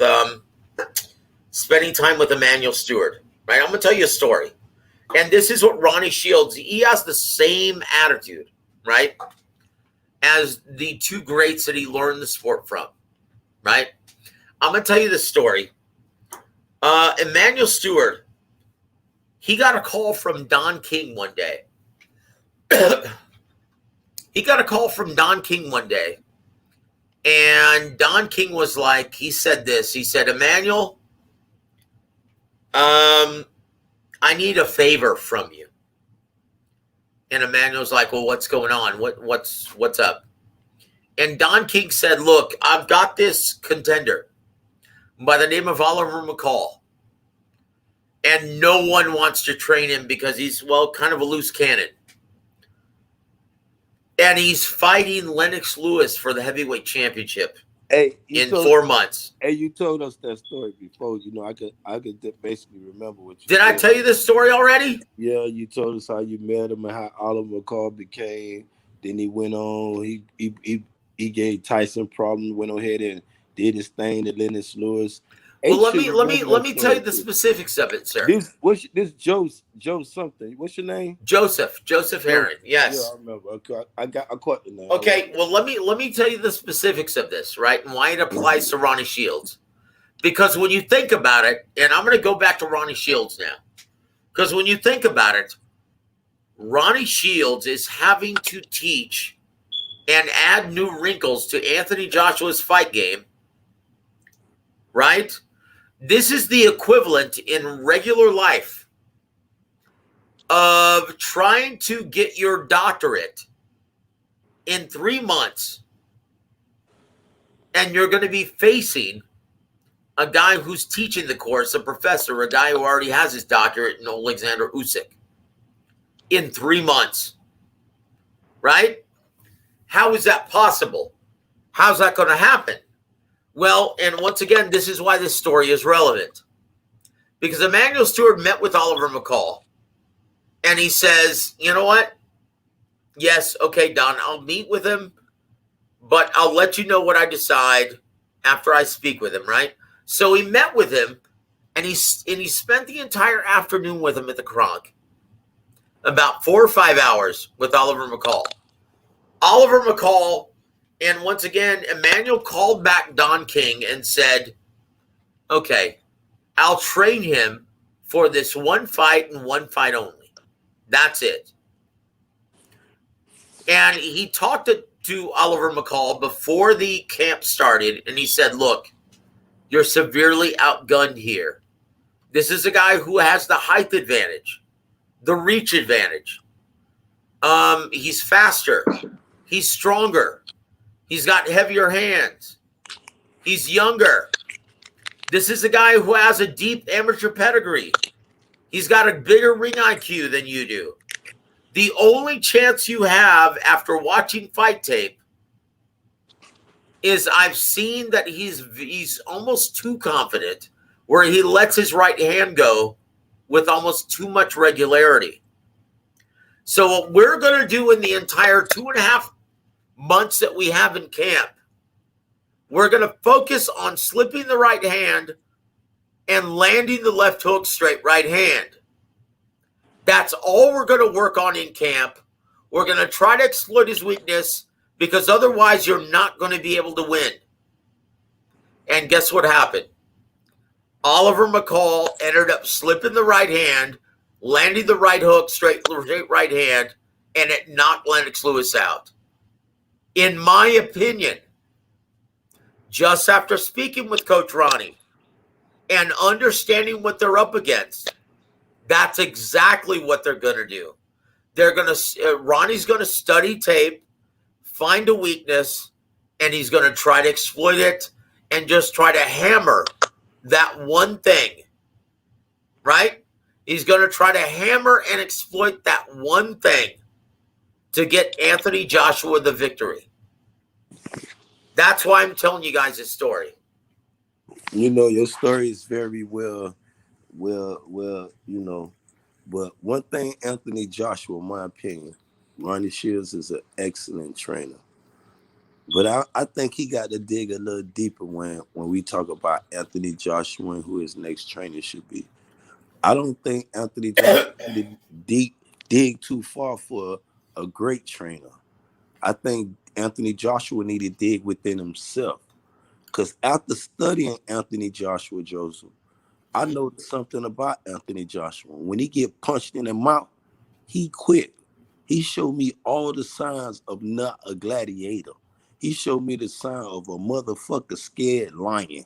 That's what he showed me. Since he got punched, I used both fights, the Andy Ruiz and the motherfucking Usyk. Each time he got punched straight in the motherfucking mouth. I could go all the way back to the Dillian White when he fought for the London thing, a fight that you probably thought I couldn't fight. But that fight right there, that Anthony Joshua right there, that's the Anthony Joshua I'm looking for. That's the Anthony Joshua. I hope that Derek James or Ronnie Shields or Kevin Cunningham or even Floyd, maybe whoever he decides, because at the end of the day, it's on Anthony Joshua. But it's time for him to leave home. It's time for him to leave that shit that's been training him so far, because they not teaching Anthony Joshua jack shit. And one thing Anthony Joshua need to learn is how to get up off the floor and kick some ass. Because one thing, I'm sorry, what is your name, brother? What is your name? Give me Ben Israel. Very good. Give me a minute though, and I'm gonna let you. Yes, sir. Go. But one thing I have seen, and it started when I seen him fight the Dillian White. I don't know if you saw that fight. I was sold on Anthony Joshua because he showed me the heart of a lion. I love fighters, Joseph, when you can get punched in the mouth, hit that canvas, and get up and whoop a motherfucker ass. I love them type of fighters, bro. I love. To me, you a gladiator. He showed me that shit in that Dillian White, because Dillian was hitting his ass with some shit. Yeah, he hit Dillian. He had to end Dillian with that fight. I mean, he knocked Dillian's ass out, but Dillian was knocking his ass out. They were what? As times went on, I don't know if he got comfortable with that straight, the big body fighting, and with those European fighters. Because once you mix it up with these American fighters, they get on the inside of your ass, and they gonna punch you in the mouth. They're gonna hit you on that chin 1 or 2 times. And you know what? When he came to America, Joseph, I was talking cash. Oh, Anthony Joshua. Oh, he gonna do it. Hey, Joseph, I put $3,000 on that motherfucker. Oh no. Hey, when AJ, because I said, I seen Andy Ruiz with Joseph Parker. I felt like, in my opinion, Andy Ruiz got robbed with the Joseph Parker fight. I believe he could have walked away with that. Agreed. I agree with you. But when I seen him come in there with I knew what type of fight I was getting with Andy Ruiz. He a slick fighter. He'll get in there and hit your ass with something. But he always came with the little Pillsbury Doughboy approach. You know what I'm saying? That be the shit. As a fighter, it kind of like throw you. Because if you be paying attention, when they say that eye test, if you look at the eye test with Andy Ruiz, you be like, oh, this dude finna get obliterated. And he punched the shit out of Joshua. I think that was the 6th round. And when I seen Joshua came back and did the stanky leg, I'm like, hold up, what the fuck going on? But I wasn't worried, because I was telling my homeboy, I said, shit, he did the same shit with Dillian White. Yep. But then when Andy hit his ass and knocked him down again, and he went over there to that corner, I was like, no, this man quitting. My homeboy said, nah, I said, this motherfucker finna quit. He turned his back on the ref. The ref was begging him. The ref gave him a chance now. Yep. As a referee, and Joshua talking about, he started to fight. Man, that man begged your ass to get out that corner. You turned your back. You over there looking at motherfucker. I don't know if it was Eddie Hearn, his trainer. Motherfucker, turn your ass around. You in a fight. Fuck, you got your back turned to me and your opponent. I was done with Joshua then. Man, look. As a warrior, gladiator. Then when I seen that same shit, it happened again with this Usyk. I'm not sold on him, bro. I don't care. Well, I love your story, Joseph. I think Joshua problem is Joshua. Joshua need to do some soul searching. Well, let me ask you something, my friend. Listening to Joshua's latest interviews, do you think he has the mindset that he doesn't give a fuck now what anyone thinks? Because think about this. Before, he was always the people's champion, right? He was always the good guy. Right now, he's basically giving the one-gun salute to all of his detractors, saying, why the fuck is everyone on my case? Right? So, what do you think? Do you think he's turned the corner mentally? Do you think he's a lamb to the slaughter still? What do you think? Joshua has a lot in his tank left. You know, Joshua's still young. Joshua is a 2-time accomplished unified heavyweight champion of the world. But think about this. Think he's about a- this, sir. The Think about this. The mindset is what you're asking me. Think about this, sir. Think about this. When you've made the kind of money, though, that Anthony Joshua has made. The mindset is what you're asking me. Yep. Think about this. When you've made the kind of money that Anthony Joshua has made, does he have the hunger to humble himself and learn more in the gym? Or is he set in his ways? That's a serious question. And once again, I'm a journalist, dude. I don't have a dog in the hunt. Although I love me some Ronnie Shields. He's a dear friend of mine. I look at all of this objectively. I'm paid to look at this objectively, right? In my opinion, this is not enough time. This is not enough time. Like, dude, 3 months to try and add those new wrinkles to your fight game to beat one of the best technical fighters in boxing. In my opinion, 3 months is not enough time. You got to remember, though, Joseph, he also lost to this same guy that you said is not enough time to beat. If you being the scholar you are, saying that 3 months is not enough time for him to regain the title that he lost to the very same person, I question that. I question that. I feel as though it's more than enough time. If Joshua find himself tomorrow, Joshua can come back and be that same person. Joshua, my opinion, like I told you, he showed me quitting. He showed me, like, once you punch him in his shit, he get confused in that fight. He don't know what to do. He don't rely on his big 6. What he is, 6'7". He don't rely on his straight jab no more. He go away from it. He starts small. He started fighting like he 5'9" or some shit. I don't know what the fuck he started doing. And if you watch him, he does that. He starts fighting like he fucking a midget. He don't use the jab. He don't even use his power no more. He just be throwing a lazy punch out there and just trying to, I don't know if he's trying to counter a person or waiting or just hoping the person is intimidated because he's Joshua and just fall down. I don't know what the fuck he's doing no more. But I know if he find himself as a person, as that gladiator he came into sport that he used to be, that he sold Ben Israel on and all the other boxing fans, he can turn it around. He can turn boxing. He can put boxing you know back what? on his shoulders. Your narrative is greatly appreciated, brother. I promise you. But let me just tell you, when he first came into the sport, he wasn't fighting anyone like Alexander Usyk. I can assure you of that. Right? He wasn't fighting anyone at the level of Alexander Usyk. Right? I mean, yes, he was. He was fighting the British champions at the time. I'm sorry, but that's not at the level of Alexander Usyk. Alexander Usyk is a pound for pound badass. A guy who has a deep amateur pedigree. Right? Now, and Joshua has a deep amateur pedigree. He's an Olympic No, gold. He was admittedly still learning on the job when he turned pro. And like, it's different as a heavyweight, right? It's different as a heavyweight. I'm not so Usyk really. I mean, okay, Usyk is really. I mean, he beat AJ. But me personally, I don't think Usyk is the next great slice thing to boxing. No, I don't think. I'm not convinced. I think Tyson Fury will knock his ass out tomorrow. No, I'm not even. I agree with that. I got Fury over Usyk. Pound for pound was good. You can ask anybody. You can ask anybody on the platform how I feel about Fury. Okay, well let's ask pound for pound what he thinks, man. My audio good? We good? How you doing, pound for pound? I appreciate y'all, man. What's up with y'all? God bless you, brother. Merry Christmas, my friend. Merry Christmas, man. And I'm gonna do a shot with you guys. Salute, everybody.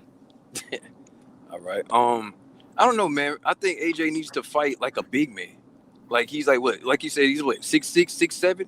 Fight 6'7" like a big man. He needs to do exactly what Chisora did in the first 2-3 rounds and just rough up Usyk. Push him back, just cut the ring off, Hopefully, he can get a smaller ring and don't let Usyk, use that footwork. Don't try to turn with him. Just go straight to him. Go to his body. Slow him down. That's it. That's all he needs to do. Well, let me ask you something. But pound for pound, when you Let me take ask you something. Pound for pound. a small ring. Hold on, Ben. Hold on, brother. Ben, hold on, he sir. need to fight the Joshua fight that you used to know, pound for pound. Okay, hold on, Ben. Hold on, Ben. Big ring. If that Ben, Joshua come out acting like his tail between his ass, you're gonna see the same result again. Okay, hold on, Ben. When you consider that Anthony Joshua is a counterpuncher by trade, right? A guy who has taken the lead at times, but is proficiently a guy who waits on your openings to land his straight right hand, right? When you consider that, right? When you consider that he's a counterpuncher by trade, do you really think it's feasible to add those new wrinkles, teach him to take the lead effectively, teach him to be in the mindset to get off first? Can you do that in just 3 months? Yes. You can. One thing you got to remember, though, Joseph, Usyk did not beat Joshua. Joshua lost his belts to Usyk, bro. If you watch that fight over, Joshua did not come in there and fight, bro. He did everything but did what a champion's supposed to do. Press the fight and fight on as a warrior, bro. That's my point. That's my point. He's incapable. Everything he's supposed to. But if Joshua did half of the shit he used to do, he would have still been champion, bro. He's not the same Joshua.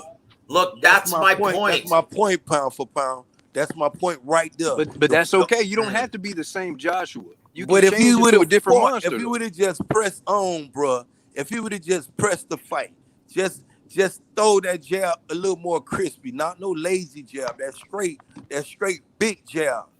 It just did that all night. Kept that little short motherfucker on the outside of that jab. Them judges would have gave it to him. Ben, I'm gonna tell you, sir. Fight like he 5'9", scared of this man. I say he's starting that Andy Uwe. There he go again with this bullshit. Okay, Ben, I'm gonna tell you with great respect, right? That's one of the alarming things that Ronnie Shields found out when he visited Houston, right? When he visited Ronnie Shields' gym over a month ago, right?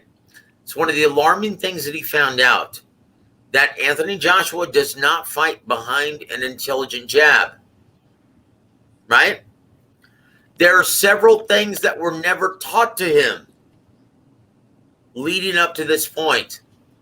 And unfortunately, Anthony Joshua doesn't have that kind of learning curve right now. He's fighting because he is one of the biggest attractions in boxing. He is fighting now at the championship level, and he still has a lot to learn in this sport. That's the biggest obstacle he has to overcome. Let me ask you this. He doesn't know how to fight behind an intelligent jab. He doesn't know how to take the lead effectively. He doesn't know how to cut off the ring and close the distance effectively.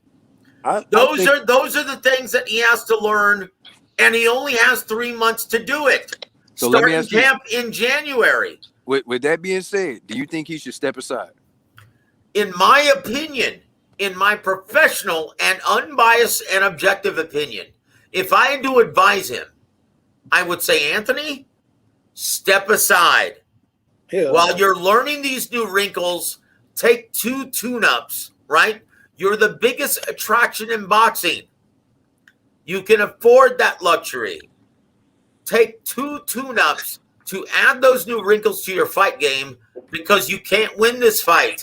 Shit, yeah, I believe, see, you the type of trainer, Joseph, you don't need in a corner. And let me tell you why, and I don't want you to take it the wrong way. Because I feel as though Anthony Joshua has it together. I feel like I said earlier, I feel as though I don't think Usyk won the fight. I think Joshua lost the fight, and I'm going to explain it again. I feel as though Anthony Joshua did not come with his A game. He came with a C game thinking he could beat Alexander Usyk.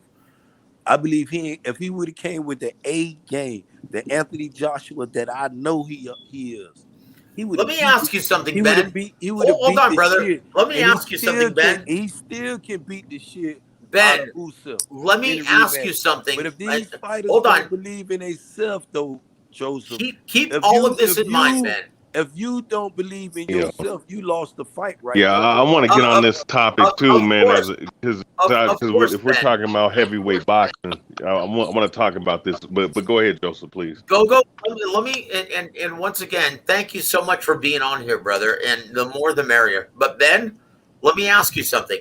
Once again, Anthony Joshua is brimming with confidence. This is a guy who's the biggest draw in the sport. He's a global superstar, right?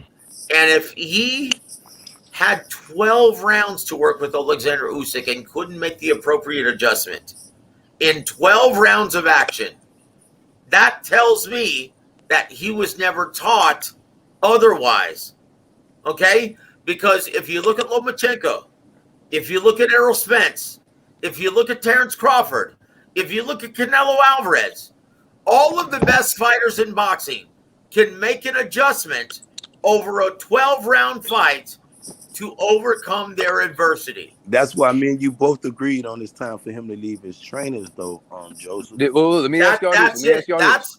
That's the what we only agreed chance on. he has. But what I'm saying, Ben, what I'm saying is, and realistically, like keep in mind, I've worked with a lot of fighters over the last 20 years, right?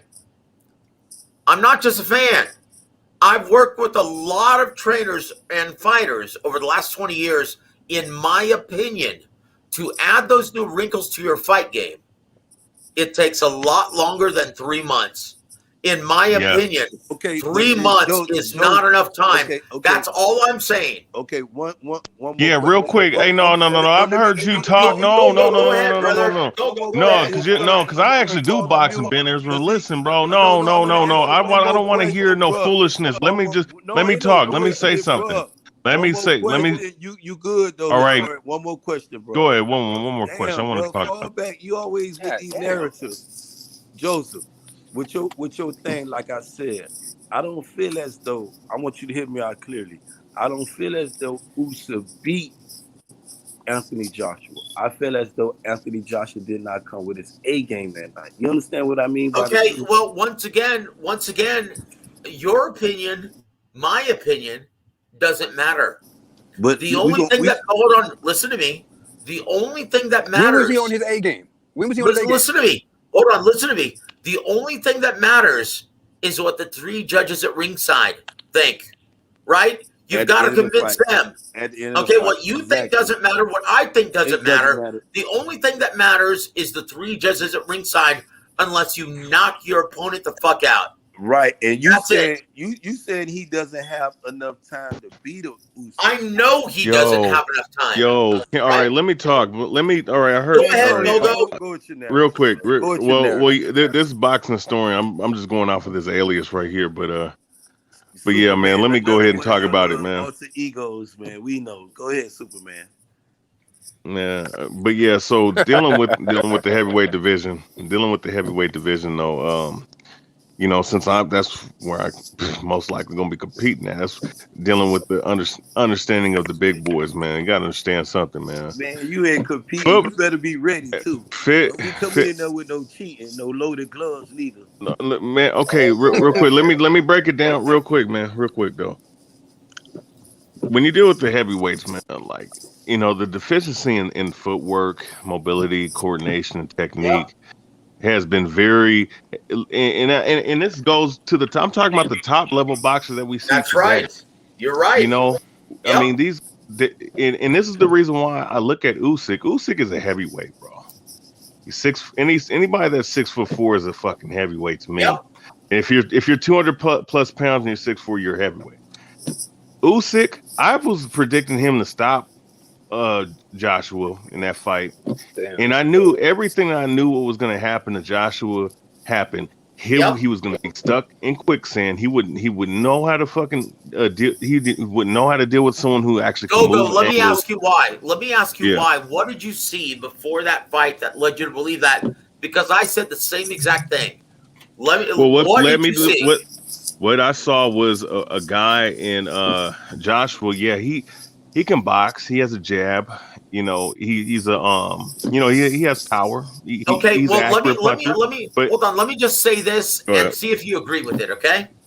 Yeah. Anthony Joshua, despite his big punching prowess, a guy who has a ton of knockouts on his resume, he's a counterpuncher by trade. When faced with a guy like Usyk, he's gonna disrupt your timing and rhythm. And he's going to look like he's right in front of you and you're not letting your hands go. I said that before the fight. And guess what happened? He appeared to be right in front of Anthony Joshua, and Anthony Joshua didn't know when to let his hands go. Right? He didn't. And that's why, because he's a counterpuncher by trade. He has to learn how to get off first. And unfortunately, 3 months is not enough time. Hell no, it's not. And I'm gonna tell you this much too, right? It doesn't take, bro. Like when you hit 27. Yep. It's not that you can't learn things, but once you hit 27 and you've been like training for like an extensive amount of time, you are pretty much who you are in terms of your mentality. You can add certain things. You can learn a couple things. You can learn a couple things, but you can't learn like if you had shitty head movement, you're always gonna have shitty head movement. You are who you are in this sport at age 27, 28. Yep, that's it.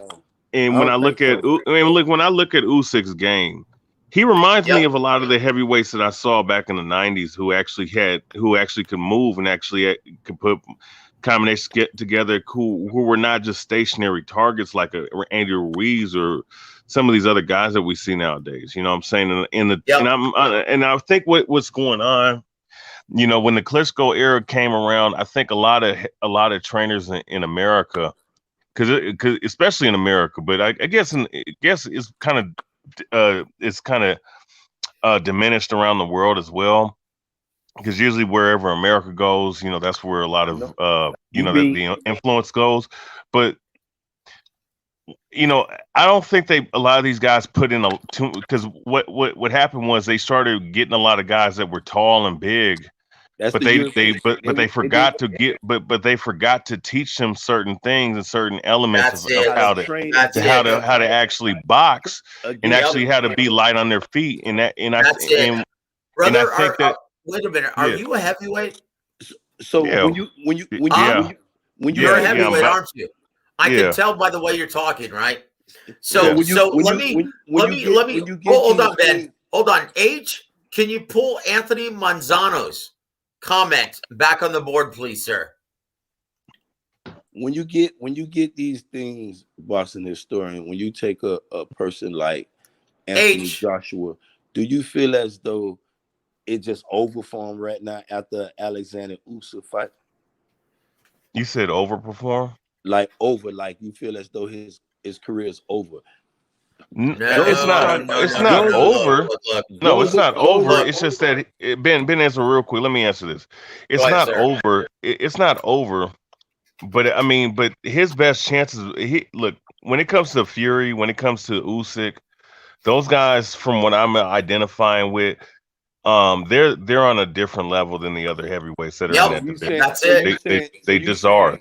So what? And I'm sorry. Go. What's your real moniker? Hold on, Ben. What's your real moniker? Ben, calm down, bro. Real quick. What's your real moniker? I've spoken with you before, haven't I? Yes. Let me switch it up. My bad. I'm just being silly right now. But I'm the boxing historian. I'm the boxing historian. Okay, TBH. I knew that was you, man. So good to talk to you again. So let me just. You said Alexander Usyk, boxing historian. That Anthony Joshua has no answer for a person like Alexander Usyk, in your opinion. That's what I'm asking. Yeah, Ben Israel. Here's the thing. Yes, he doesn't have. Look, I don't care which trainer he brings in. You got to understand something. Footwork. I'm gonna say this. A lot of guys forget about this. They talk about speed and power and look at his defense. Listen, and this is what makes Lomachenko an amazing fighter in this era. Yep. All right. That's it. the footwork and the fundamentals of the footwork and understanding how to utilize footwork from both from an offensive standpoint and defensive standpoint, and utilizing proper mobility. It's not even just about being athletic. It's about the fundamentals of the footwork. That's like 40% of the game, right? So TBH, you see what you saying? That's 40% right there. The story. That's my bad. That's 50% of the game right there. Okay, you have the footwork down. Now, if if you would have watched the fight that with AJ and Usyk, I'm gonna just keep it on that before we go back to the Lomo. If you look at that fight, the reason I'm telling you, AJ did not come with none of these attributes, none of these abilities. All right. In the minute, if he would have came, I know what type of fighter. Ben Israel, I think you was on here when I told everybody what the fuck was going to happen in the fight, and the only thing that didn't happen in the fight was him getting knocked out. AJ, listen, when he angled out, when Usyk used his footwork, his superior footwork, AJ was stuck in quicksand. AJ didn't know how to deal with that, bro. AJ does not have, he doesn't have, just like him and Ben Israel. Listen, no. You, I already heard what you said earlier in response to Joseph. I'm telling you what. You need to just listen, bro. Ben Israel. Remember the scriptures say to be slow to speak and quick to hear, right? Just listen. Okay. Well, I'm quoting. No, I'm using the. What you said, bro. Just listen. No, listen. Ben Israel, just listen for once, he's bro. Probably not a better boxer, in my opinion. Usyk is an excellent boxer, bro.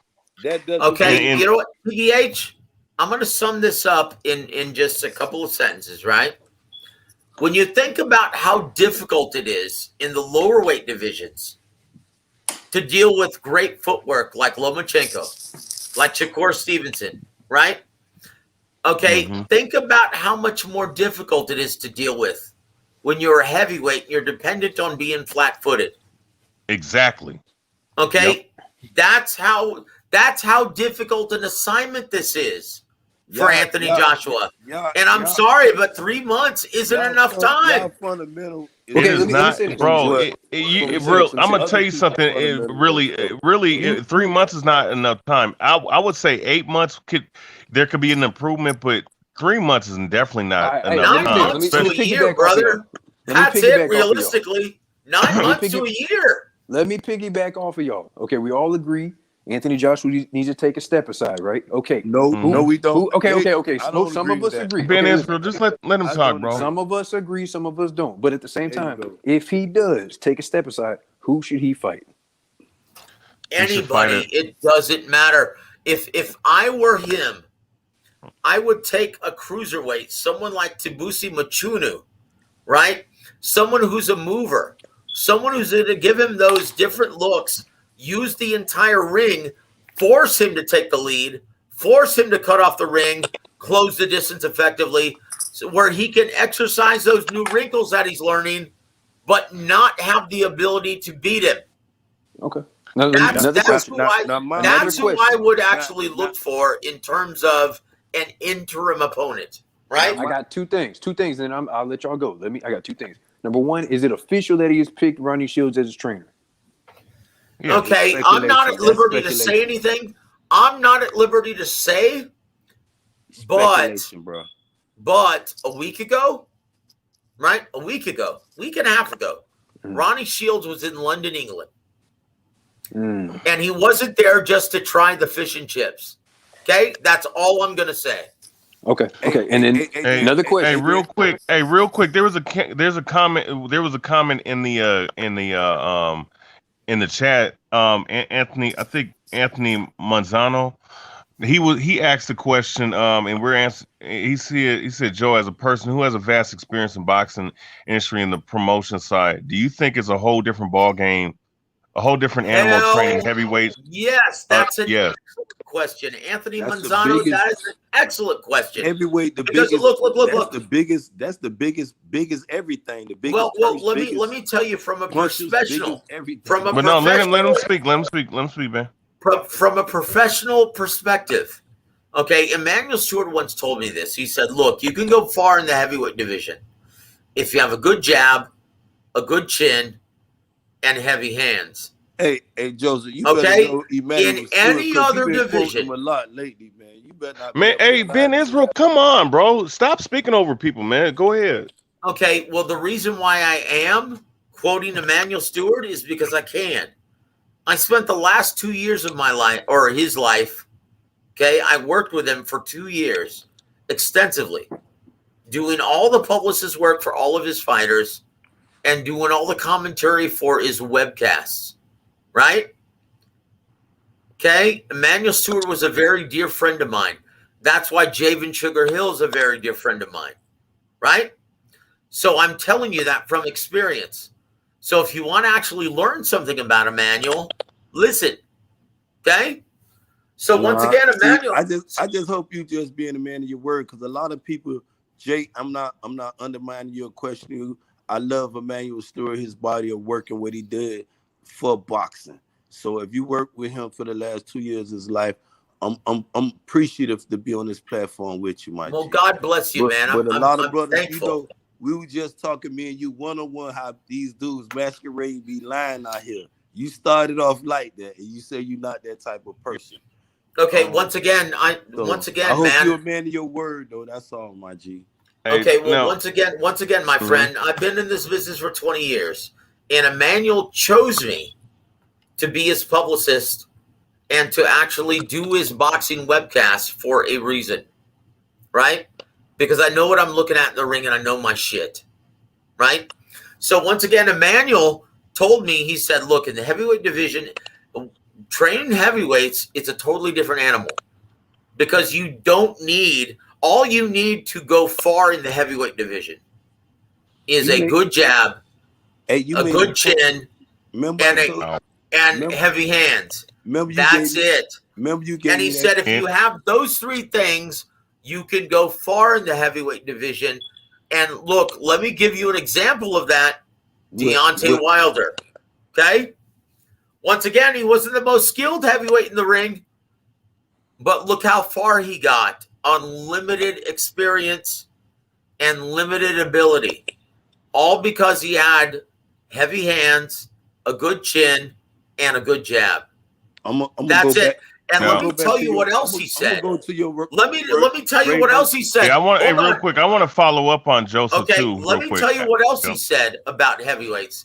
He also said heavyweights, the reason why I don't train a lot of heavyweights other than Vladimir and Lennox is because they're a pain in the ass. They're egoed out. They're a lot more demanding. They'll leave you at the gym. They won't show up when they're supposed to. They're divas. They're a pain in the ass. It's a totally different animal when training underweight fighters than training heavyweights. TBH, am I wrong? I'm gonna go. No, Ben Israel, listen. No. Just no. This time you gotta really listen. You gotta really listen from experience, bro. No. He asked me a question, bro. Just stop, bro. Come on, man. There you go with the. No, Ben Israel, do you box? Do you know? Have you taken punches from guys that weigh 270? Have you taken punches from guys that are professionals in that weigh like 250, 260 pounds? You have not. So please just sit. No, he asked me the question. You don't spar heavyweights. You don't know shit about no heavyweight division. Just listen. Just listen, bro. He asked me. Oh my God, this dude. So real quick, Joseph, I'm gonna answer the question. I'm gonna answer the question. Thank you, sir. And you said, so real quick, man, from my Ben Israel, it's hard to speak while you're speaking, bro. No, just go ahead and do it, man. Go ahead. Speak over damn, dog. You can say, so listen, so from my experience, right? Oh my God, I cannot stand this dude, man. Don't even worry about it, man. Just keep going. Yeah, so brother. Joseph, so the point is though, like with the heavyweight division, from my standpoint, right now, when I first was coming up training, right? Yep. I was trying to get. That was like 10 years ago. I was like 22, or 19 and 22 in that range. And what happened was, like, I got down to 194, but I knew I was going to be a bigger guy. Wait, hold on. Your voice sounds really familiar. What is your real name, sir? Oh, my name's Brian. What's your last name? Barnes.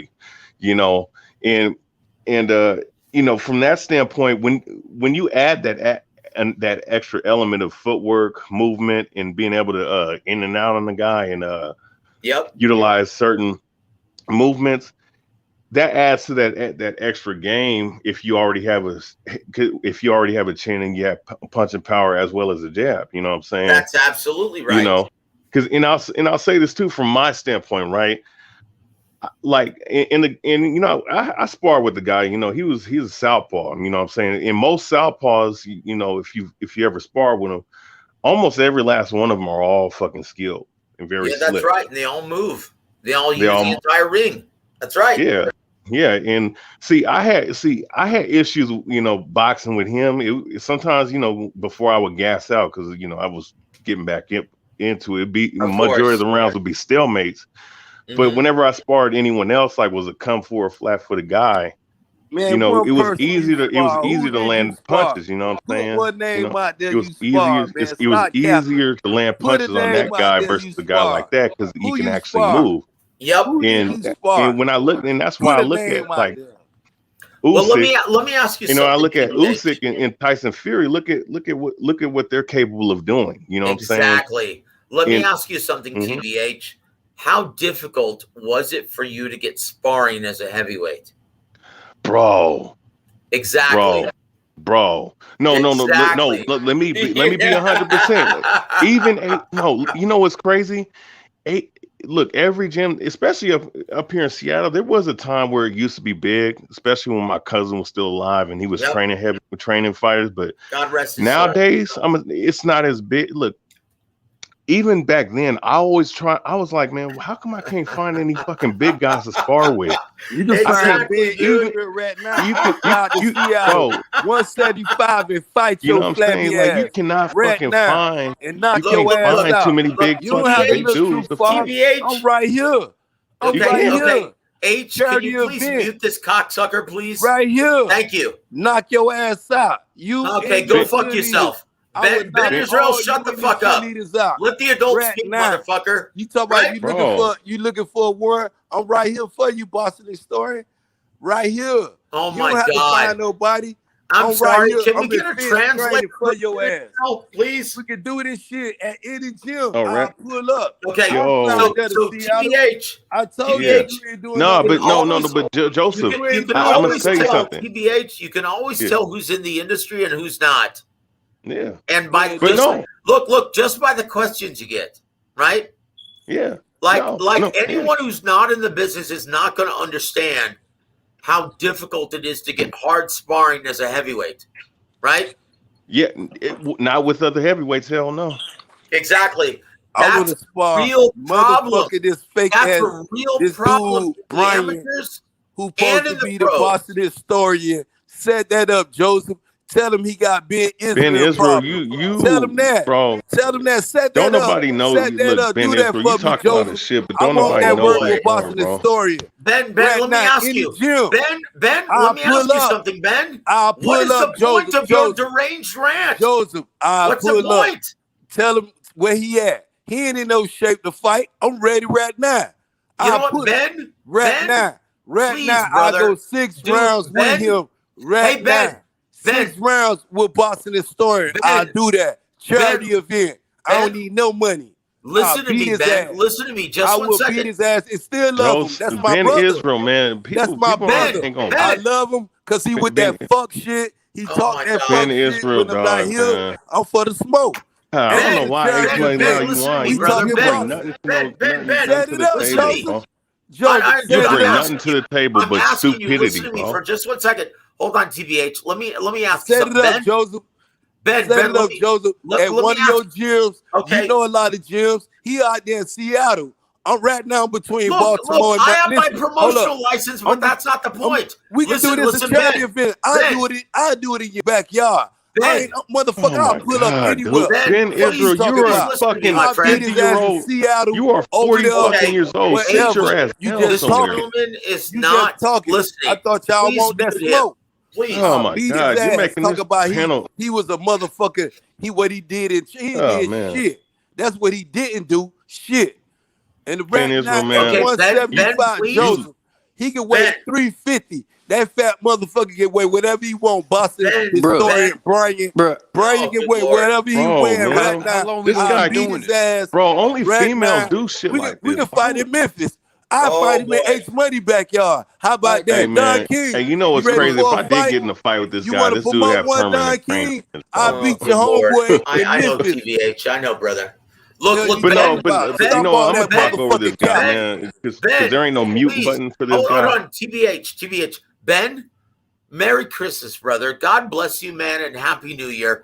But please, just chill out for a second, okay? You gonna set it up? Just Let let me me know. speak to Hey, TBH, okay, I'm and gonna we'll let you talk to speak you to in these. just a I'm gonna second. let you speak to him, but I want Thank you you, to my know. friend.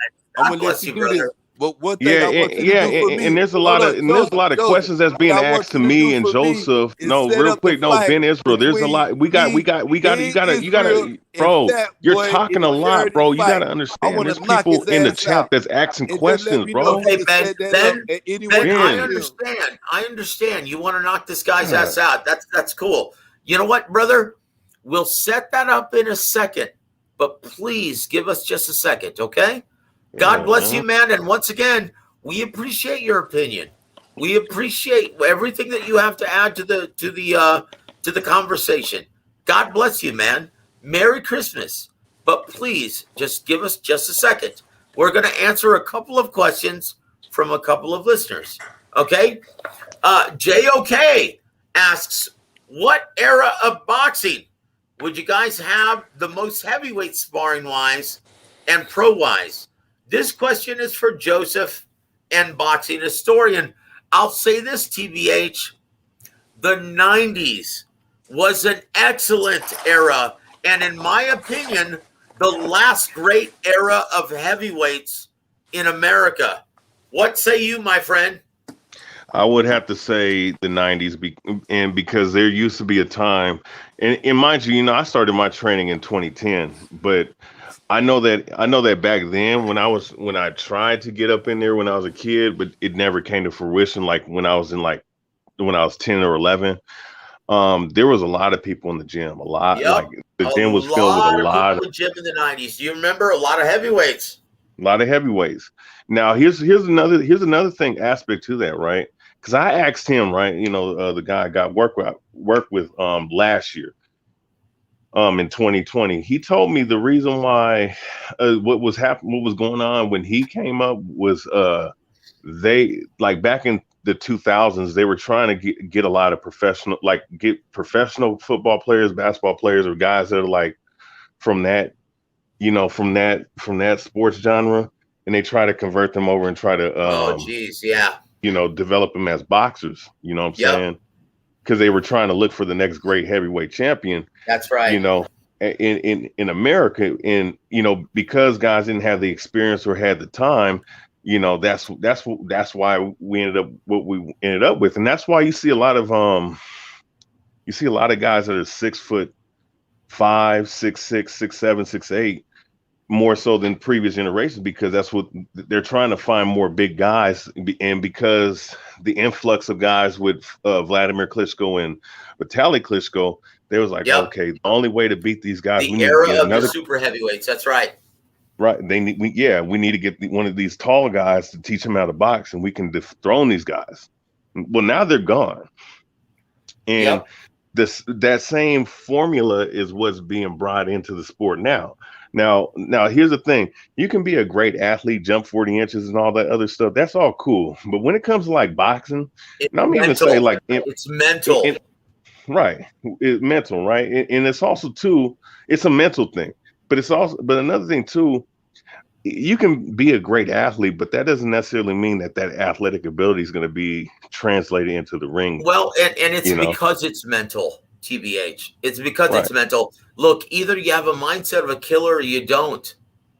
Right? Exactly. Either you're brimming with confidence when you step in the ring, or you're going to get beaten. Hey, That's it. That's it. Hey, one Like thing I thought that's y'all was gonna talk about this charity event. We talking boxing, man. Y'all around here sound moist and emotional shit. I thought Joseph, you was gonna set this thing up. You know what I'm saying? We got people in Well, chat hold talking on. about We're not I finished, sound Ben. drunk. We're not But one finished, thing Hey, Ben. we I gotta want you to answer them know, questions, I bro. want you, It's one just thing I want just you to one know more about question, this Ben. story. Hold on, brother. When It's just when one more when you question, put Ben. Big Israel name in your mouth, be ready to talk about this charity event, bro. I ain't Wait. coming at you with no disrespect. Okay, so if I'm coming at you like a man, bro. if Ben I'm a Israel, promoter, nobody's talking about fighting nobody, bro. Like, what the fuck is wrong with this dude? Okay, man? wait, hold on, TBH. Hold on, TBH. Let me ask Ben go something. ahead. Me for that, bro. Ben, what are your dimensions, brother? Any gym between Seattle, Baltimore, Miami, we can go to Vegas. Dude, hey, Ben. Historian. Ben, if And you I'm talking want, some facts with you, hey, brother. So whenever you want to talk charity event, because I don't need the money, bro. The most Okay, I've been hey, real brother. good to me, real good to me, bro. You know But what, I'll beat Ben? your ass for free, and we can go live with This is it. Because you unbelievable. just capping. You talking all that shit when my back turned. But I'm What telling do you, what do I you- what do will we beat say? your ass for free. Ben Oh my Israel, what are you gosh. talking For about, free dude? on boxing live. I'm telling you, man. Some guys be And I'm coming back out here on mute. real Hey, high, Ben, you man. gotta call Al, Ben. You gotta call Al, Man, Ben. I'm telling you, bro. Okay, there it is. He just got muted. So let's go to the next question. He said, Joe, when you look at the Ain't no heavyweights, got muted. I muted myself, bro. So okay, please mute yourself one more time, please, sir. I'm trying to show Joe, some love, when bro. you look at the heavyweights, you're trying to don't sit up transition here from and being hold your a super motherfucking heavyweight nuts. in the I'm trying to amateurs give you your to being a motherfucking heavyweight in the your pros. fame, bro. Do you 'Cause the think motherfucker it's already know who harder I be. for them I'ma to just adjust fall to the back. weight discrepancy because they're getting up close to 300 pounds and they're fighting at 190 in the amateurs? Okay. In my opinion, when you're a super heavyweight in the amateurs, you're not worried about weight. You really aren't. Okay, that's one of the benefits of fighting as a super heavyweight. You're really not worried about the weight. When you turn pro, you're not worried about the weight, right? And most of the guys who are turning super heavyweight and are actually big time amateur commodities. Correct me if I'm wrong, TBH, but they're coming out of Eastern Europe. Yeah, they are. You know, Unfortunately, most of the super heavyweights in North America are playing in the NFL. Correct me if I'm wrong. yeah. Hey, I'm gonna jump back There's a on. portion of them that's there. Oh yeah. There's a portion of them that's not in the pros or not competing right now. You know, or that's in these other sports leagues. That's for sure. You know what I'm saying? So I definitely think that I wouldn't say all of them, but I would say about 20% of them probably could be professional boxers. Yeah, that's a big, and that's a huge misnomer. And you touched on it earlier, TVH, that it's a mental, like when you fight and when you step in the ring, 90% of everything is mental, right? Either you have the mindset to do this or you don't. And you find out, correct me if I'm wrong, TVH, but you find out very quickly whether or not you're made for this. Am I right? Yeah. You will. Yeah, I mean, if you step, because there's guys that stepped in and they figured out this is not for them. You know what I'm saying? Look, and it always happens, TVH, and it always happens like because most guys who step in the ring and put 16-ounce gloves on and headgear, they have a lot of fun when they're letting their hands go. But it's when they take that first good jab in the face, right? That they say, like you know what? TBH, that first good jab. They say, you know what? Yeah, this isn't for y'all me. Around here talking this moist shit. Let's get this shit cranking. Oh boy, you know what I'm saying? You got your trolling me. Look, I'm just gonna ignore him at this point, man. He don't bring nothing to the table. He's just a fucking faggot, and he's an effeminate, emotional. Because when I pull up on your platform, you don't have I'm not even. But point being, like you said though, you don't have no like back in the like when you get punched in the face, man, it's a whole it's a different ball of wax, isn't it? Yeah, it's a whole different game, man. Especially like if you get, if you get your ribs hurt, right? And your fans, when you get your ribs hurt, like there was one time, I was sparring, and I let a guy hit me in the ribs one time, and that shit didn't heal until the year later. Dude, it never heals correctly, does it? No. Where you wanted that, fat boy? You know, and when you deal with like, and this is another thing too, and this is why like whenever the heavyweights come in, I know that I know I have experience. But I'm a big guy. I'm not a tall in stature for a heavyweight. I'm 6 foot. Because you But mentally weak. I've I've sparred, I've dealt with heavyweights. You know what I'm saying? But as far as you got a dealing with the big boys, you don't know shit about boxing. Understanding like these beat your ass when you understand, like guys will watch the welterweight division, the middleweight division, the featherweight division, and they think it's the same thing. It's not. No, it's not. It's not the same thing. When you gotta understand, when you get up in the heavyweights, like even in sparring, there's gonna be a lot of clinching, a lot of fucking physicality. That you're not gonna be. You throw a combination, you fall into a clinch. Ain't gonna be no clinching with me and you. And you figure out who's physically strong on the inside, right? And I'm gonna get round. Yeah, it's a different animal. I'm a boxing move. That's why you can't compare the heavyweight division to any other division in boxing. There's a saying, right, in boxing. There's boxing, and then there's heavyweight boxing. Right, it's a totally different animal, guys. And then it is, and that's why, like, when you see a lot of these guys, when you see a lot of these guys that box like a heavyweight, today, when I look at these guys that I look at their movement in the ring, and I look at how their whole tactic in the ring. Like when I look at a fight, like let's say a journeyman fight between the guys tonight. Hold on, TBH. I'm ready to get my first win. Hold on, Ben Israel. Ben Israel. Hold on, brother. This man is H Money. Where are you, brother? Are you sleeping? Oh, he is. Please mute this fucking dude. Please. Yeah, man. Guys in the chat, man, watching this I'm gonna jump off the show, and so is TBH. That shit. Okay, that's what he do. He a promoter. TBH, don't ask for him. TBH, are you gonna jump off the show? TBH in Memphis. We can do this shit in Memphis. Memphis, eventually. I mean, Las Vegas, I'm getting ready to jump off the show. Cleveland, if Ben, you don't shut Chicago, the fuck up. I'll beat his Ben ass in Israel, Milwaukee. man. Nobody wants to hear you talk, bro. His story ass over all the whole states. Give him. I'm gonna count from 5 to 1, right? And if H Money doesn't mute this guy, man, I'm jumping off. What? 5, what? 4, why? 3, and what? You might well jump off. You might well jump off. Goodbye, you piece of shit. Because busting this story and night, you man. is bunch of frauds. Hell, you talking about? Hey man, fuck this Ben Israel crack baby, man. Now back salute the H Money, salute to everybody in the channel, man. It's but one-on-one, baby. That's in the chat, but I can't deal with this fool. I'm gonna let you have it. Go ahead. Now what's up, scary ass bitch boy? And I don't even want to call you no bitch behind your back because you know how I feel about you. Don't run now. You be talking all that shit when I'm not here. I pull up on your platform and gave you the smoke, and we could talk straight boxing. I told you, man, you could do this shit for a charity event. You be all on this shit talking all that bullshit. But then when a motherfucker pull up, you tuck your motherfucker tail. I know your bitch ass at in Seattle. They ain't doing up but drag queening out there in Seattle, man. And Portland. Fuck wrong with you? I told you, nigga, I got a son out motherfucking there, nigga. Be out there, man. And shout out to the Big T out there, man, for holding me down when I be out there in Seattle. Real niggas, though. Fuck you talking about. And we can talk boxing this story. And I told you, you don't know nothing about no motherfucking boxing. You be sitting up in here badging these black fighters behind their back. Then when a brother get in your face, you want to tuck your tail. Fuck wrong with you? What happened, bro? We could do it for a charity event. I told your homeboy boxing this story. I'll fight him in Memphis in your backyard, H Money, Don King. I told him I'll fight him in Seattle for a charity event. Don't be talking shit about Ben Israel. Then when I get up here, you want to run.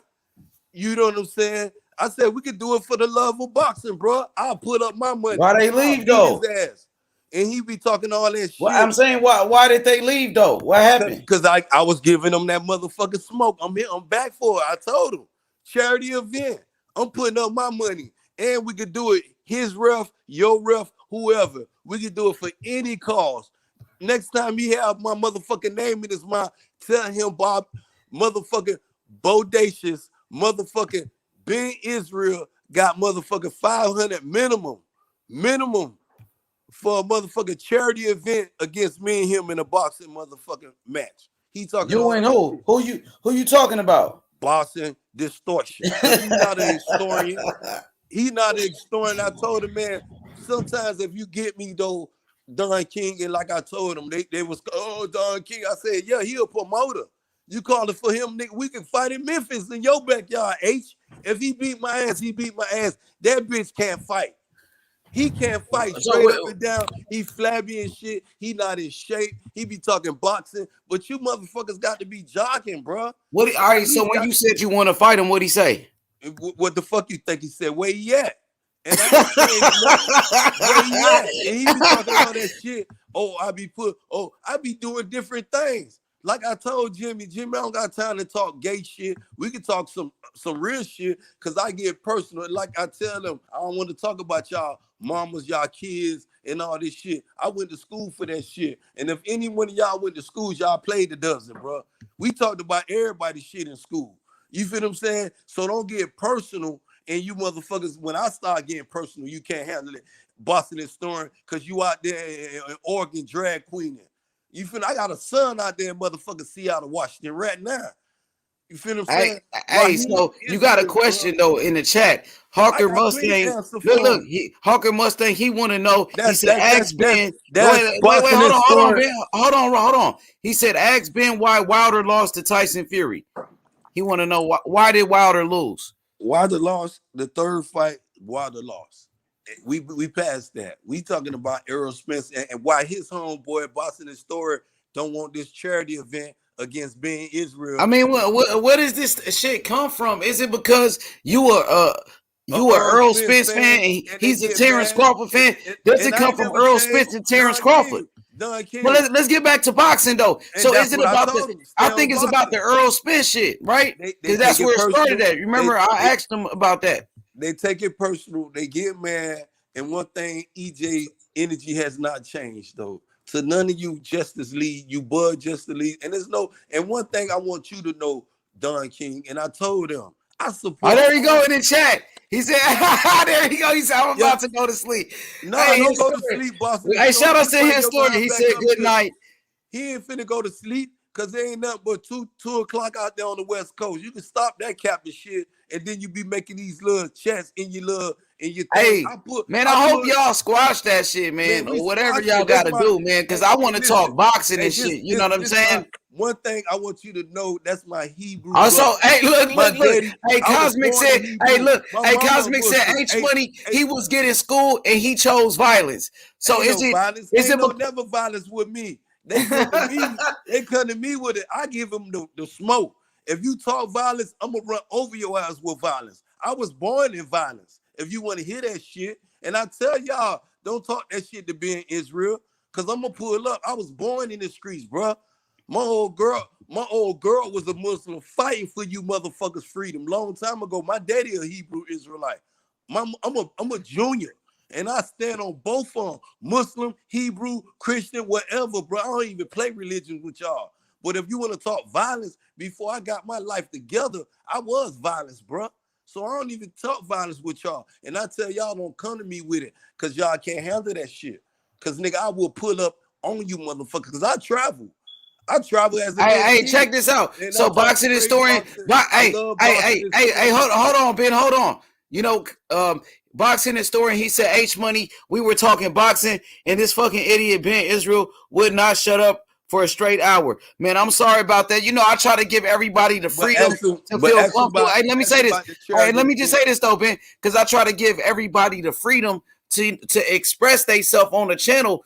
I stepped away for 1 second to eat, and this shit just went left. So I don't know what's going on, man. I don't like that type of shit. You know what I'm saying? I hope let's try to keep it boxing. You know what I'm saying? But we kept it boxing, and we got a boxing. Yeah, I don't know what happened because we had a special guest. You know, that was a special guest on the panel, though, Ben. My boy Joseph. You know what I'm saying? So I try to, you know what I'm saying? While we had a guest on the panel, I try to just keep it boxing. You know what I'm saying? Well, listen to me. When we got a guest on the panel, I try to keep it boxing. But when the guests leave, and then we can do all that crazy shit. But you know what I'm saying? but I mean, it's too late now. So you know, it's all good, man. You know, one thing I do, and I give all your shout out to Lolo Harris, the first dude you had. Yeah, Lolo, young fighter, man. Shout out to one thing Lolo. Lolo had, his old boy told me about. He said, "Man, I like your energy, my G." And Yeah, it was facts. off He your did. thing, and you were telling me, "Man, you coming different with him." But Mm-hmm. then you brought another great person to the platform, and that's Bill Haney, though, bro. Yeah, shout out to Bill Haney. Yep, and facts. then you allow these fuck boys to disrespect Bill, and that's when No, you I'm put saying me Bill on. already Hey, was. this Bill was already had a no, relationship with them niggas though. no, Bill was already going to punch. Now you gotta Punch understand. did that, Well, and I I'm don't know telling why you you he was brought lying. that up Remember, for. I Well, hold told up. you. I told you Listen, he was lying. bro. I don't know why you I brought that told up you. though. But Bill Haney was already going to I Punch said they channel, lying, so though. he was already I going to his told channel. you they were He was lying. already texting Punch on the phone and doing No, all of that. it was You know out what of I'm saying? text. I said they lying. I didn't let nobody do nothing, nigga. They was talking disrespect for this, man. And I said, damn, H I'm had to get saying it he in. already was going to Punch channel though. He was already going over there, bro. He was already had a relationship with punching these niggas, man. We passed that. Well, I didn't have let nobody do nothing, nigga. Don't start that shit, bro. Don't start that shit, bro. I didn't let anybody do nothing, my nigga. Any one of them dudes disrespect Bill Haney on for the smoke, cause that man You gave for the y'all smoke, you pulling up. I pulled up, and I'm just like I told them that was dead ass wrong, cause I ain't never had no, regardless of how I felt about Teofimo Lopez, I felt off the panel. I jumped off the panel when his daddy pulled up, cause I know they was capping. You feel what I'm saying? Yeah, but you got to understand, Bill Haney, he already had relationships with these people. Well, hold on, bro. Hold on, just listen. Bill Haney already had a relationship with Punch Drunk, going to his channel, hanging out, laughing with Punch, and doing all of that, bro. No, that just promoting. Yeah, that's though, bro. I ain't got nothing to do with that. He already was going over there, bro. I didn't let shit slide, nigga. I didn't let shit slide, nigga. Them niggas saying different shit. I told you that shit, nigga. I said that nigga. I said I ain't never caught that man saying nothing on you on live. It ain't never came. I ain't never caught it. That shit they were telling you. I said, H, they lying to you, bro. I said, man, come on, this man came to you like a son, bro. I mean, like a brother. I don't know y'all relationship, you and Bill. You introduced me to him. Yeah, but you gotta understand that nigga Punch. Hey, listen. That nigga got me blocked when the nigga first called you a nigga. I pulled up around there, man. What's up with all this racist shit? What you talking about? When the nigga first started, long time ago, then when he started with this little cap and shit, I can't. Man, this man ain't. My sister, I got family in Harlem, bro. I got a sister, a motherfucking brother, stay right up there on Lennox, man, in them same motherfucking projects, and in Brooklyn. This nigga be in the fucking barbershop every day talking shit with the rest of them Puerto Ricans, bro. That nigga ain't doing. I was like, damn. Punch. I said, HLD came to this man platform, pray for him. This nigga's in the barbershop. But if I was the type of nigga that record niggas do that little spot shit, like I told them other niggas I don't do, I don't pull up on niggas, start spying niggas and do this type of shit. But that nigga was sitting in the barbershop in Lennox, asked him. And I told you, you can't, when he was talking about Devin Haney, I said, man, you know Devin Haney deserves a shot at T.O. Man, it's the business. So you a tap dancer, Punch Drunk. Oh, it's the business side. T.O. get his ass whooped. He got his ass whooped. That's all that was. Y'all right. But then you cannot give HLD when he told y'all to come over here and pray for this dude. He had a nigga lying by the coup by y'all. This nigga's on the barbershop, sitting up in there with the mess of the Puerto Ricans, my homeboys. Because one thing about New York, the vibe is different from anywhere else, though.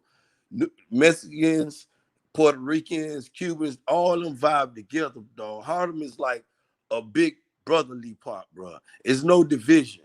When they get on these channels, and when I hear him, how he be talking sideways sometimes, I be like, bro, you be down. Dude, the dude next to you just cut your hair is a fucking nigga. What is you talking about? But then you have HLD telling people to pray for him. He about to die. And then you got T.O. talking about he had COVID after Cambosa beat his ass and all this shit. Because you motherfuckers can't take an L the right way. but then you won't give Devin Haney a shot at Kambosos. Y'all want to say Devin Haney pillar fisted his daddy line, all this shit, but don't respect boxing for what it is, though. For what it really is. This man been reigning as the WBC champion for at least, what, 2 years now, 3 years? And he's still begging for a shot. Y'all favorite fighter at 135. I think Tank is the most brutalest fighter in boxing. At 135, 130, 140, that's my opinion. But I think Devin Haney got something special for a Tank right now. But y'all gonna deny undisputed. Jose Suderman said the franchise confusing boxing fans and friends and everybody. Got this shit split all up.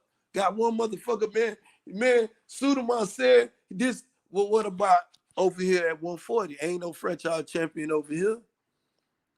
Hey, Ben, what you think about Hawker Mustang saying Ben is the type of guy you want to see get knocked out? But see, what you think about that? He's saying basically he's saying he want to see you get knocked out. That's what he's saying. Okay. One thing I tell you though. That's what he's saying. Hawker Mustang, that's your homeboy. Boston. Hey, he enjoying the show. He's in the man. You know what I'm saying? He's in the chat. He represented, nigga. He an OG in this motherfucker. He said he want to see you get knocked out, nigga. Telling him to hit the link button, and I got $500. Me and Boston Historian, or whoever on YouTube. We doing this for a charity event. This is love. If you want to see Ben Israel, one thing I told you, I ain't never fought professional. Boston and Stern was just up here capping, talk about all that shit he did professional. He ain't did shit. Talk about he was just training 10 years ago, H Money. The man say he was training professional. That nigga kind of big. You know that. He like 6'4" or something, man, like 300 pounds. I'm 173 right now, H Money. He 300 pounds. Man, listen, H Money. I'm 173. I'm 5'9" and a half. He's 6'4". Boston is storing right now for the $500. He can weigh in whatever. 6'4" though, bro. He can come in wherever he coming in at. He too big for you, bro. Y'all not in the same weight class. He's too big for you, bro. That's not a fair fight. Man, it's a great fight for me. He not in shape. I want a big ring. I don't want no small ring. I'm gonna move that nigga fuck around and knock you out. He way too big for you. If he do, God be the glory. I bet he can't do it, H. I got $500 right now. That nigga big though, Ben. I'm just saying. I bet I'm gonna upset the apple cart and knock his big ass out. They ain't gonna even let that fight happen. You can't even. Yes, they do. We doing unless y'all fight in the streets. That would have to be a street fight on some backyard. We gonna do it. That have to be a street fight right there. Right there. We don't do it with gloves on. Hey, listen, that's gonna have to be a street fight right there, man.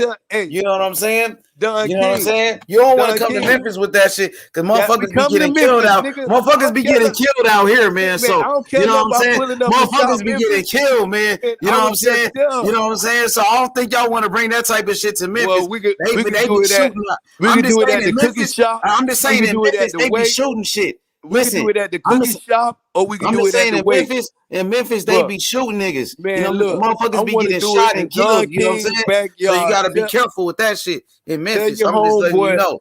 Tell your homeboy, Black Hawk, what his name, Chicken Hawk, to put up some Hawker Mustang. You know his name, Hawker Mustang. Hawk Mustang. You can put up. Yeah, that boy Hawk.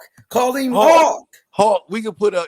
I'm putting up $500. You can put up $500 to Boston Historian. We could do it for a charity event, and we could give the money away to people in that same in Memphis because there's a lot of people that need it. You think the people gonna pay? You think they gonna pay, man? You know what I'm saying? They don't have to pay. We too big for you, Ben. For real, bro. Man, listen, he way too big for you. I would not. That nigga way too big for you, Ben. He weak, man. He's 6'4". He's 6'4", nigga. Man, that nigga 6'4". He weigh 300 pounds, bro. Man, he can weigh what he want to weigh. You gotta be careful. What he want to weigh. If that nigga knock you out, my nigga, I'm not. You better not let him knock you out. You better not let that nigga knock you out. That's all I'm saying, bro. Chill, I'm ready for it. Chill, bro. I'm ready for it. You know what I'm saying? I got 500. And matter of fact, that nigga, I might have a band. Too big, bro.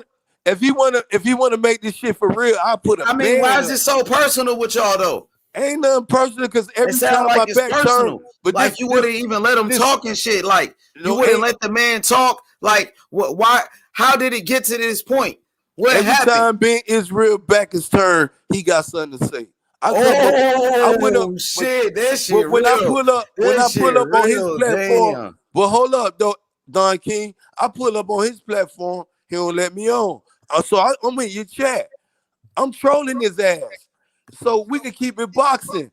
You don't think a charity event is non-violent though, Don King? That's I ain't got non-violent, nothing bro. to do with y'all beef, man. I'm That just you don't saying, I got ain't nothing got to nothing. do. That's between And I'm y'all telling, two. and I'm But telling, I'm gonna let you Hawk know, though, Ben. Mustang. I'm gonna let you know, bro. But like, you gotta be careful, man. That nigga big though. That's all I'm gonna say.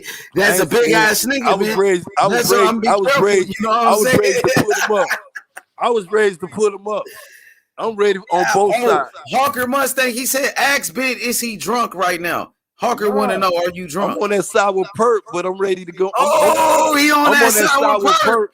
But I'm ready. I'm right now. I can run 3 miles right now. How about that? I don't know about that, nigga. Ooh. I don't know about that. I bet I That can run sound 3 good. miles. All of that sound good. Ooh. I'm saying that sound good. What you saying? Running 3 miles. Man, I don't know about that. That's 12 laps up there at the gym, man. Shit, man, when you gonna start training? Then what's holding you back? Now, right now, H, tell your homeboy, I got holding you back? 500 to a band. I Google it to whoever. I could Google. I got some other names. Google it to me. Send it to me. And tell him what he gonna do. Ask him what he just gonna send do. it to me. Send it to me. I'm gonna post it. I'm gonna put it on the channel. Send it to me. Man, don't be playing now. I'm saying don't be capping now. Don't go missing again. Ain't no That's all I'm motherfucker saying. bitch about my motherfucking money. I want that smoke. Fuck you we'll talking about. see. Let's see. I just hope you're not capping. Ain't no That's all I'm saying. I'm hoping you're not gone, capping. Because right now, all of that shit sound good. It sound good. But you gotta show me, player. You gotta show me, player. Israel don't do. You gonna have to show me. One thing Ben Israel don't do, I don't got nothing to say about nobody while they back turn. But why they there? That's between y'all two, though. He was just here. Between y'all two. He was just here. He ran. I'm saying, though, but I had a special guest on the show, though, Ben. That was a special guest, my nigga. Fucking Joseph Haran. Come on, Warwick Comeback Radio, nigga. You know what I'm saying? My boy Joseph Haran. He's a journalist, my nigga. That was a special guest on the platform. Come on, Ben. You know, I know it's free smoke, but goddamn, my nigga. You know what I'm saying? I want to have you on the panel, ask your questions, talk your shit, keep it boxing. You know what I'm saying? You know, once he could have left, once he left the show, y'all could have went at it and shit. It's a time and a place for everything. That's what I'm gonna say. I asked him. I love his opinion. He gave me his opinion. We talked about AJ, but I told him about Boston Historian. That's between y'all two, though. No, but this what he implicated Joseph with, and if Joseph listening, I told Joseph, bro. They come at me with the bullshit. Oh, that motherfucker being Israel. Once you come at me, I'm a man though, H. And you know it's free smoke. I'm gonna respect you. I'm gonna tell you. However you want this smoke. If you want to just crack a bullshit, we can do this shit.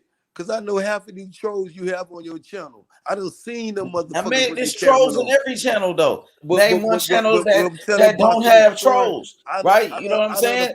Every channel got a troll though. You know what I'm saying? But you know how we run this shit, man. We just keep it free smoke though. You hear me? Ain't no free smoke with me and Boston Story. I don't apologize. Man, hey, that's between y'all two. I ain't got nothing to do with that. One minute. I don't have nothing to do with that. That's between y'all two.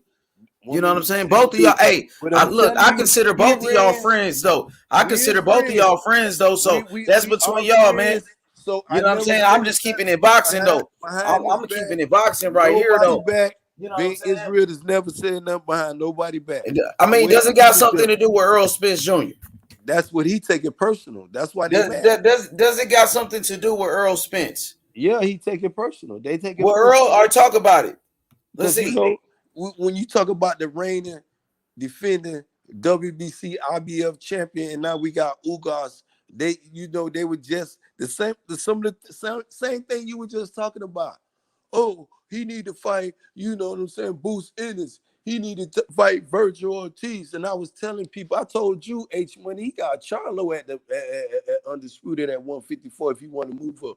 Man, he ain't going to fight Charlo for the biggest bag this business, bro. 1 minute they understand boxing.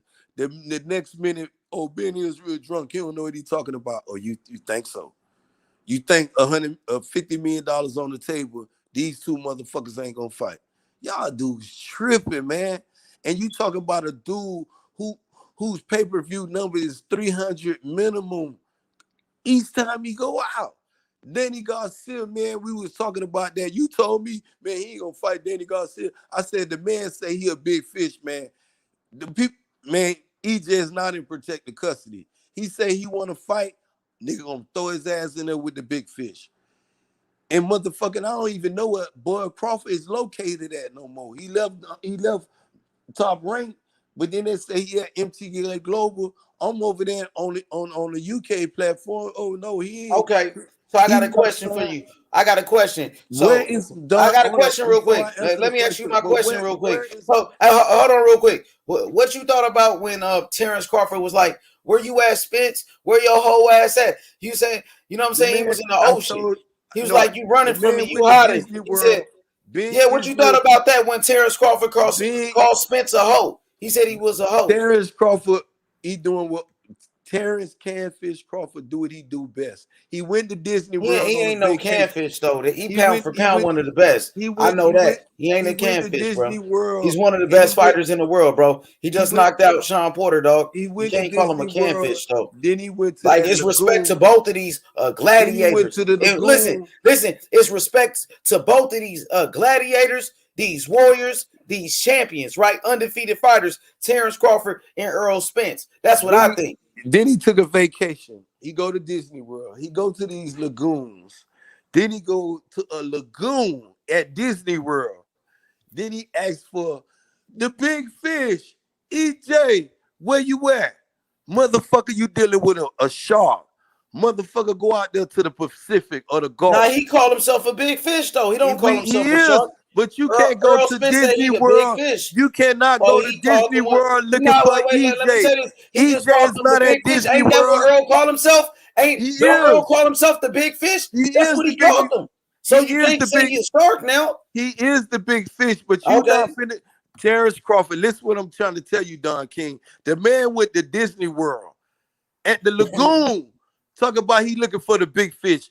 Motherfucker, go to the ocean. Go to Seattle. Go to the curve of California. Go out there to the Pacific Ocean and ask for the big fish and watch your prayers do not get answered. Your prayers will get answered. And guess what, though, Don King? His prayers finna be answered. Because I told you long time ago, that WBO belt around his waist his days is numbered as a champion. It's numbered as a champion. Bernie, Bomac, little nephew, I've been told you, I got love for you. You know, Terrence Crawford, little nephew, I love his sister, you know. But y'all days as champion, as that WBO champion, is very, very numbered. It's numbered. And cannot even, Bud, the only one, the only one can save himself right now. And he got one thing he can do. No, he got two choices right now. He can go out with honor, like I hope he do, defend that WBO title with dignity. And who gonna beat him? You saying he gonna lose? His days are numbered, but who's gonna beat him? He just wait. Yes. Terrence, well, let me talk, man. Terrence Crawford just knocked out Sean Porter, and Errol Spence couldn't do that. Yes. Yeah, so who gonna beat him? Who? No, I'm asking you. Who you said his days are numbered as a champion? Who? Wait, listen to my question. You said his days are numbered as a champion, but I'm asking you, who's gonna beat him though? Yes, Terrence Crawford days is numbered as the reigning. Who's gonna beat him then? His days are numbered. Who's gonna beat him? Is it gonna be Ennis? You think Jerron Ennis gonna beat him? Terrence Crawford is coming off one of the best performers in his career. The biggest performer in his career. Do you think Jerron Ennis could beat Terrence Crawford and beat him? You said his days are numbered. Is it Jerron Ennis the man to beat him? One thing, let me finish, and we're going to address Bruce Ennis. Let me talk about Terrence Crawford, the most accomplished dude, the lightweight, the former lightweight champion, the reigning and defending former undisputed champion. Champion. You gonna let me give him all this glory? Yeah. You should have said undisputed I first, know how though. to give him all this. Yeah, title. you know he I was know undisputed. Don't skip that. Just don't skip that undisputed. That's all I'm gonna say. You can say lightweight champion, but we know he was undisputed champion too. Real undisputed too. Exactly. Can't nobody take that from him. And when they had them names up, they had Terrence Crawford name up. They did not have T.O. name up there. They did not have what T.O. got to do with it. We know what Mauricio Suleiman said. Nah, man. Now you tap dancing. You tap dancing now. Because Mauricio Suleiman, we know that they said T.O. was undisputed, bro. And they saying the same thing with Cambosis now. So let's just stick right here on this Terrence Crawford shit. Terrence Crawford was undisputed. When we talk about Errol Spence Jr., when we talk about the big fish, and like I told you, you cannot tell Terrence Crawford to be going to Disney World, which he needs to go. Take your kids out there to enjoy the win you just came off with Sean Porter. Don't go to no fucking lagoon and talk about you asking for the big fish. Take your ass to the ocean and watch a shark jump out there and eat your ass. I want Terrence Crawford, Don King. I want Terrence Crawford to be in the best shape of his life, bro. I want both. Hey, but back to my question. You said his days are numbered as a champion. I heard that already. Hold on. Listen to me. I heard that part, right? But now I want to know who's gonna beat him. Since his days are numbered, that means somebody gonna beat him. Who's gonna be the man to beat him? Errol Spence. Oh, you got smoke coming up. We got 150 Dream Team. Y'all go subscribe to his channel. 150 want that smoke. He said drop that link. I got you, man. You know what I'm talking about? For real though. Because we gotta put some respect on both fighters' names. You gotta put respect on Terrence Crawford. Ain't no canfish. Terrence Crawford, pound for pound. Terrence Crawford, 3-division world champion, homie. And then if you look right now on ESPN, they got Terrence Crawford right now as the #1 welterweight right now in the world. Right now. In Ring Magazine. Oh, there we go. We got the Dream Team. Dream Team 150. What's good? Hey, Ben Israel, I finally caught you right on time, man. Why you keep capping to the fans, man? Y'all capping to the fans. Hey, Smuddy, this one little dude, man. I ain't got nothing to do with it. That's between y'all two. I'm out. Capping to the fans in the chat. Shit now. So don't think me and Buck 50 just met now, because he a Terrence Crawford fan. And I love him because he pulling up for that smoke. But he know Fish is out here capping. He know. And I told him a long time ago that Terrence Crawford was over there at Disney World looking for the big fish. But after we deal with this Ugas Buck 50, you better drag your boy to the ring, bro. Look. Hey, man, look. I'm not even a Terrence Crawford fan. I like the guy. You know what I'm saying? I don't have a problem with him. I'm not a Spence fan either. But, man, I'm tired of this fanboy shit from you, Ben Israel. I ain't gonna cap, man. Ain't no fanboy. We don't want to hear it no more, man. We don't want to hear it no more. What you mean? What you mean? Okay, let's clarify. We don't want to hear it no more, man. Hear what part you don't want to hear? Because I might drive it down your neck. What part you don't want to hear? Because I keep telling you, man, this what it is, though, man. This boxing at its finest, though, man. We got the reigning, defending WBC, IBF, and after we deal with Ugas, the WBA and linear champion at welterweight. He gonna be the #1 welterweight out here, bro. And then after we reign at welterweight, we gonna go into a undisputed fight with Jermell Charlo after he deal with Brian Castano. And that's my prediction. So you gonna move up? You gonna duck the Crawford smoke then? Oh, Crawford next. How you think we gonna be undisputed? We can't be undisputed while he walking over there with that WBO. He a dead man walking with that WBO belt, bro. We ready to buy that shit because that's all he gonna do, though. Buck 50. I'm telling you, Crawford is not gonna defend that shit with no honor. He ready to sell that shit. And the way EJ selling his market, his fan base is supporting him. He might be ready to buy that shit because Terrence don't want to fight for it anyway. Fuck it. Buy that shit off. Terrence already defended it last fight, man. What you talking about? Terrence Crawford, he ain't defend shit, man. His daddy threw it in the towel and saved him, man. Man, Daddy threw in the towel, nigga. You know, damn Israel. You know damn well if fucking Porter so you got saying up, he would have got punished Porter some more, was, man. So you saying Porter wasn't touching that boy up like it was Christmas already? Look, listen. Yes or no? The fight was close. Yes or no? The fight was close. The fight was close. I'll give you that. But I'm just saying, you know, damn well Terrence if Porter Crawford got up, won he would have by got touched up. TKO decision. They stopped the fight. Let's get to the facts. Terrence Crawford won the fight. But prior to Kenny Porter throwing even the second fucking knockdown, you had a the judge had it a fucking draw with 2 knockdowns, bro. A 4-1 judge had it a fucking draw, bro. It don't matter. He knocked him out though. It don't even matter. He knocked him out, bro. We don't want to hear no excuses, bro. Errol Spence could have knocked out Sean Porter, but Terrence Crawford did. I said the facts was those are the facts. That Terrence Crawford knocked out Sean Porter, and Errol Spence went 12 rounds with him and had a split decision. Did he have a split decision though? That's what I'm saying. Did Errol Spence have a split decision with Sean Porter? He did. Well, how about Errol became the unified WBC and IBF champion after that fight? He did. We know that. Okay. But I'm saying he went 12 rounds with Sean Porter and had a split decision, bro. It was a close fight, and Crawford knocked him out, though. That's all I'm saying. Thanks to Kenny Porter. Ain't no thanks to no. It was thanks to Terrence Crawford because he whooped his ass. Exactly. Terrence Crawford did. Man. No way. Nah, here go. That's that fanboy shit, man. That's that fanboy shit. But 50. You know, if Porter got up, you know this, man. If Porter got up, he would have got punished. Stop making excuses, man. Real talk, bro. He knocked him out, bro. But his daddy had to save him. Why he didn't throw in the towel against Earl then? I bet James won't throw no motherfucking towel again against when he fight motherfucking Terrence Crawford. I bet Derrick James would not have a towel in his motherfucking hand when he fight motherfucking Terrence his Crawford. fighter just got knocked out, Marcus Brown, though, by Baturviev, didn't it? Yeah. Hey, man, listen, we talk about EJ, bro. They don't want to reach it. You reach it now. I'm just saying he did knock out. Derrick James' fighter just got knocked out, though. It sounds like you reached it, He bro. did. He got knocked out.